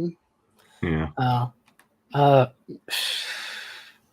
mean, that's fair. Do you want to just cut to the tier list and do that, or do you want to do that some other time? Well, I mean, I got to go to bed. I'm not going to have to do anything after this point. I'm just too tired. That's but fair. you guys can do your thing. However you want to handle it. We've gone on too many tangents for Paul Bree. Oh, it's good. That's why I'm here. I'm here for the tangents. Yeah, All right. yeah. I don't want to do that without you. Let's find a spot in the next few days to do All it right. then. 'Cause Yeah. I mean, I'll be free most nights. Sure, I'm here for it. All right. All right. Night, guys. Nate, Bree. Yeah, see you later. Just go ahead and edit. Well.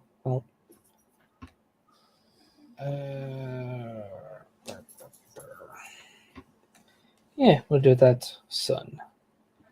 Anyway, so this is talking about. Actually, sounds like a kind of interesting site.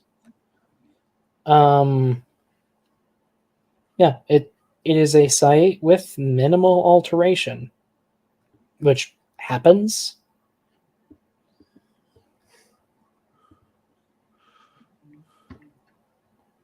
Oh. Huh. Oh, I know this site. Yeah. Hey, Beamsy. Yeah. Would you mind reading the highlighted text? I'm sorry, I just saw something really particular about that. The assemblage is entombed in a 30 centimeter thick, silty, sandy, organic, rich mudstone. Mudstone! We have mudstone! Blah. Okay. And yeah, they took bones, demineralized with acid to search for soft tissue. Oh, come on. Like I said with Sydney, the hydrochloric acid had water in it. So, yeah, they did put water in there to soften it. It just had hydrochloric acid in it as well. With some hydrochloric acid between friends. Yeah. Well, I mean, this late in the evening, I'm not even going to try to say that. Well, ethyl N-diamine-tetracetic. Ethyl N-dimetric acid. The last bit throws me off. It's ethylene. Yeah, the ethylene diamine tetracetic acid. Ethylene diamine tetracetic acid. So you got ethanol. You've got diamine. What would that be? That's diamine. It's two something. Amines. It's it's an amine with two amino groups. Okay, what's an amine? Oh, derivatives of ammonia. Okay. So you're using it's halfway between hydrochloric and vinegar for that sort of thing, because ethanol and I mean that would actually be a fertilizer base for acid. Interesting. Maybe. Yeah. But yeah. Demineralized and searched. Which, yeah. This has been research that has been happening. But it doesn't prove his point. Nope. In fact, it actually goes against his point. Yeah. Minimal chemical alteration over a geologically short time frame. For mineralized and therefore open systems, our cumulative trace element data support minimal chemical alteration occurring over a geologically short time frame. So Mudstone. This is very powerful evidence. These examples, and no doubt many others we haven't yet heard about, are simply not consistent with the evolutionary paradigm of millions of years. Let me add, too, Dr. Thomas's research, he's talking about like trace amounts of collagen. Even the trace amounts shouldn't be found. But what I just showed you in this presentation is way more than a trace amount. Okay. The human body contains trace amounts of gold and silver and platinum and uranium. How many grams do you think the human body has? Hold still, Doc. I'm going to get my pickaxe.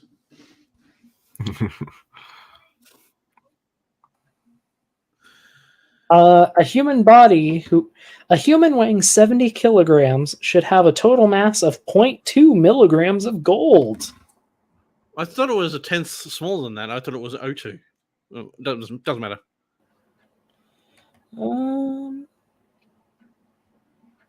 Apparently, we take in between 70 and 88 micrograms of silver a day, but over 99% is excreted from the body.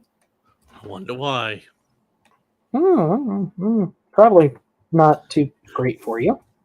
Or the fact being it's so soluble. Sorry, it's not very How about- soluble. About platinum? Apparently, natural levels of platinum in human blood are about 0.6 micrograms per liter. And, I'll just go for uranium too, because I mentioned it. So if I can get about 20,000 to 50,000 people, I could probably make myself a platinum ring. Oh, and apparently humans have about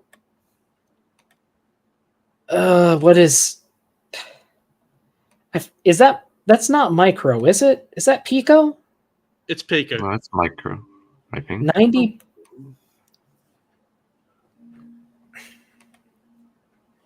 Oh, that was micro. Oh. It's just thousands. It is micro. So 90 micrograms of uranium in a human body. That is a trace amount. Okay.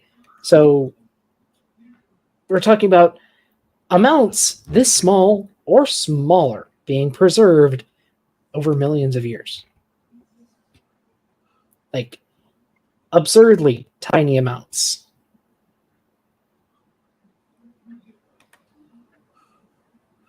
That is a trace element, sir. Hey, Doc, what do you think I should... do you think it would be all right if I sent him some Cobalt Pez? Pez. Yes, the Pez. You know, the candies? I know the candy.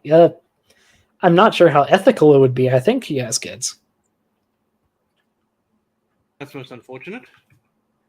I mean, hey, we know he associates with standing for truth, so he might take some colloidal silver. Dinosaur bones should not exist for even 1 million years in an unpermineralized state, yet we do find them all around the world. This is strong evidence that the Earth is much younger than supposed. And with that, my presentation is complete, and I would like Donnie to move now to an open discussion time with what time we've got. Okay. And we are not going over the open mic because we would be here for 10 hours. Well, it was pretty much just us refuting the main points of the argument he already gave and him basically saying, nuh-uh. You were invited before, Donnie. Yeah, if you want to come in, Donnie, you're free to come in. I'll post the link again. Yeah, sorry for not getting back to you, Di. I did see your email just now. Just kind of join this first. Oh yeah, that's right. I gotta check something. Trying to set up a couple debates with Donnie on his channel. I sent a couple emails about it earlier today. I don't know if now would be the best time for a full-blown discussion on it, though, because I am getting a bit tired myself. I'm not. I've said this many times. I'm not a night owl like Donnie is. I am to a certain extent, but I drove like 6 hours today.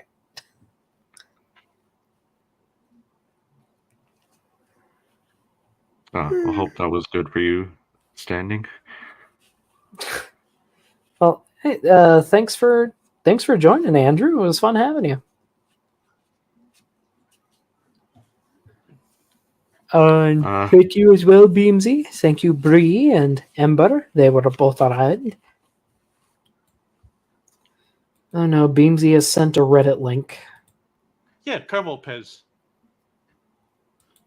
Just ignore what's written on it. Oh dear. Guess which country Hmm. produces the most of that stuff? Australia? Canada. Oh, I'll Interesting. send an email your way, SFT, in a few minutes. Oh, Donnie, just in case you weren't here earlier, you might want to tell Paul that when he does presentations like this, it'd be better if he did better citations. Because, like, he doesn't seem to be very good with in-text citations, at least with presentations. And it would make checking what he says a lot easier for, any members of your audience who might be interested in learning more. Or us when we say he doesn't know what he's talking about, because otherwise we have to go searching through Google for like an hour.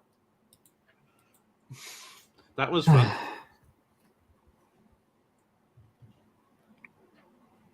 Wait. An open mic with John Mackay and Joe Hubbard. That'll be interesting. Beamsy, Mm-hmm. Don't forget, I'm free that day.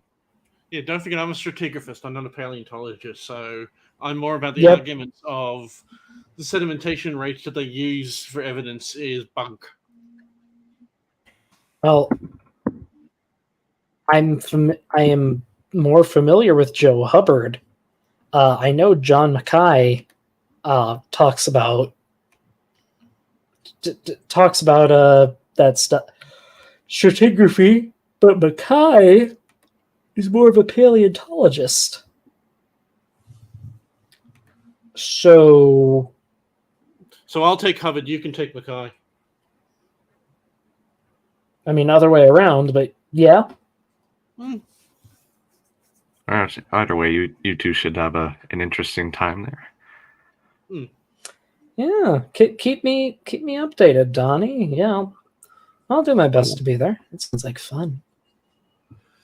For tonight, though, thank you for joining us, folks. For those still around, hope you enjoyed. Yeah, thanks for having me on, Doc. This was interesting listening to this presentation again and going over some of the points. Yeah, I'm glad. I hope some of the things they provided could be useful. Yes, it was good having you. Anything you want to say to the audience? Or anything? Keep learning, keep being curious, and go forward, I guess, with life in that way. I don't know. Sorry, not very poetic. It's fine. How about you, Beamsy? If you ever get chocolate squares from Australia, never trust them after what you learned about koalas.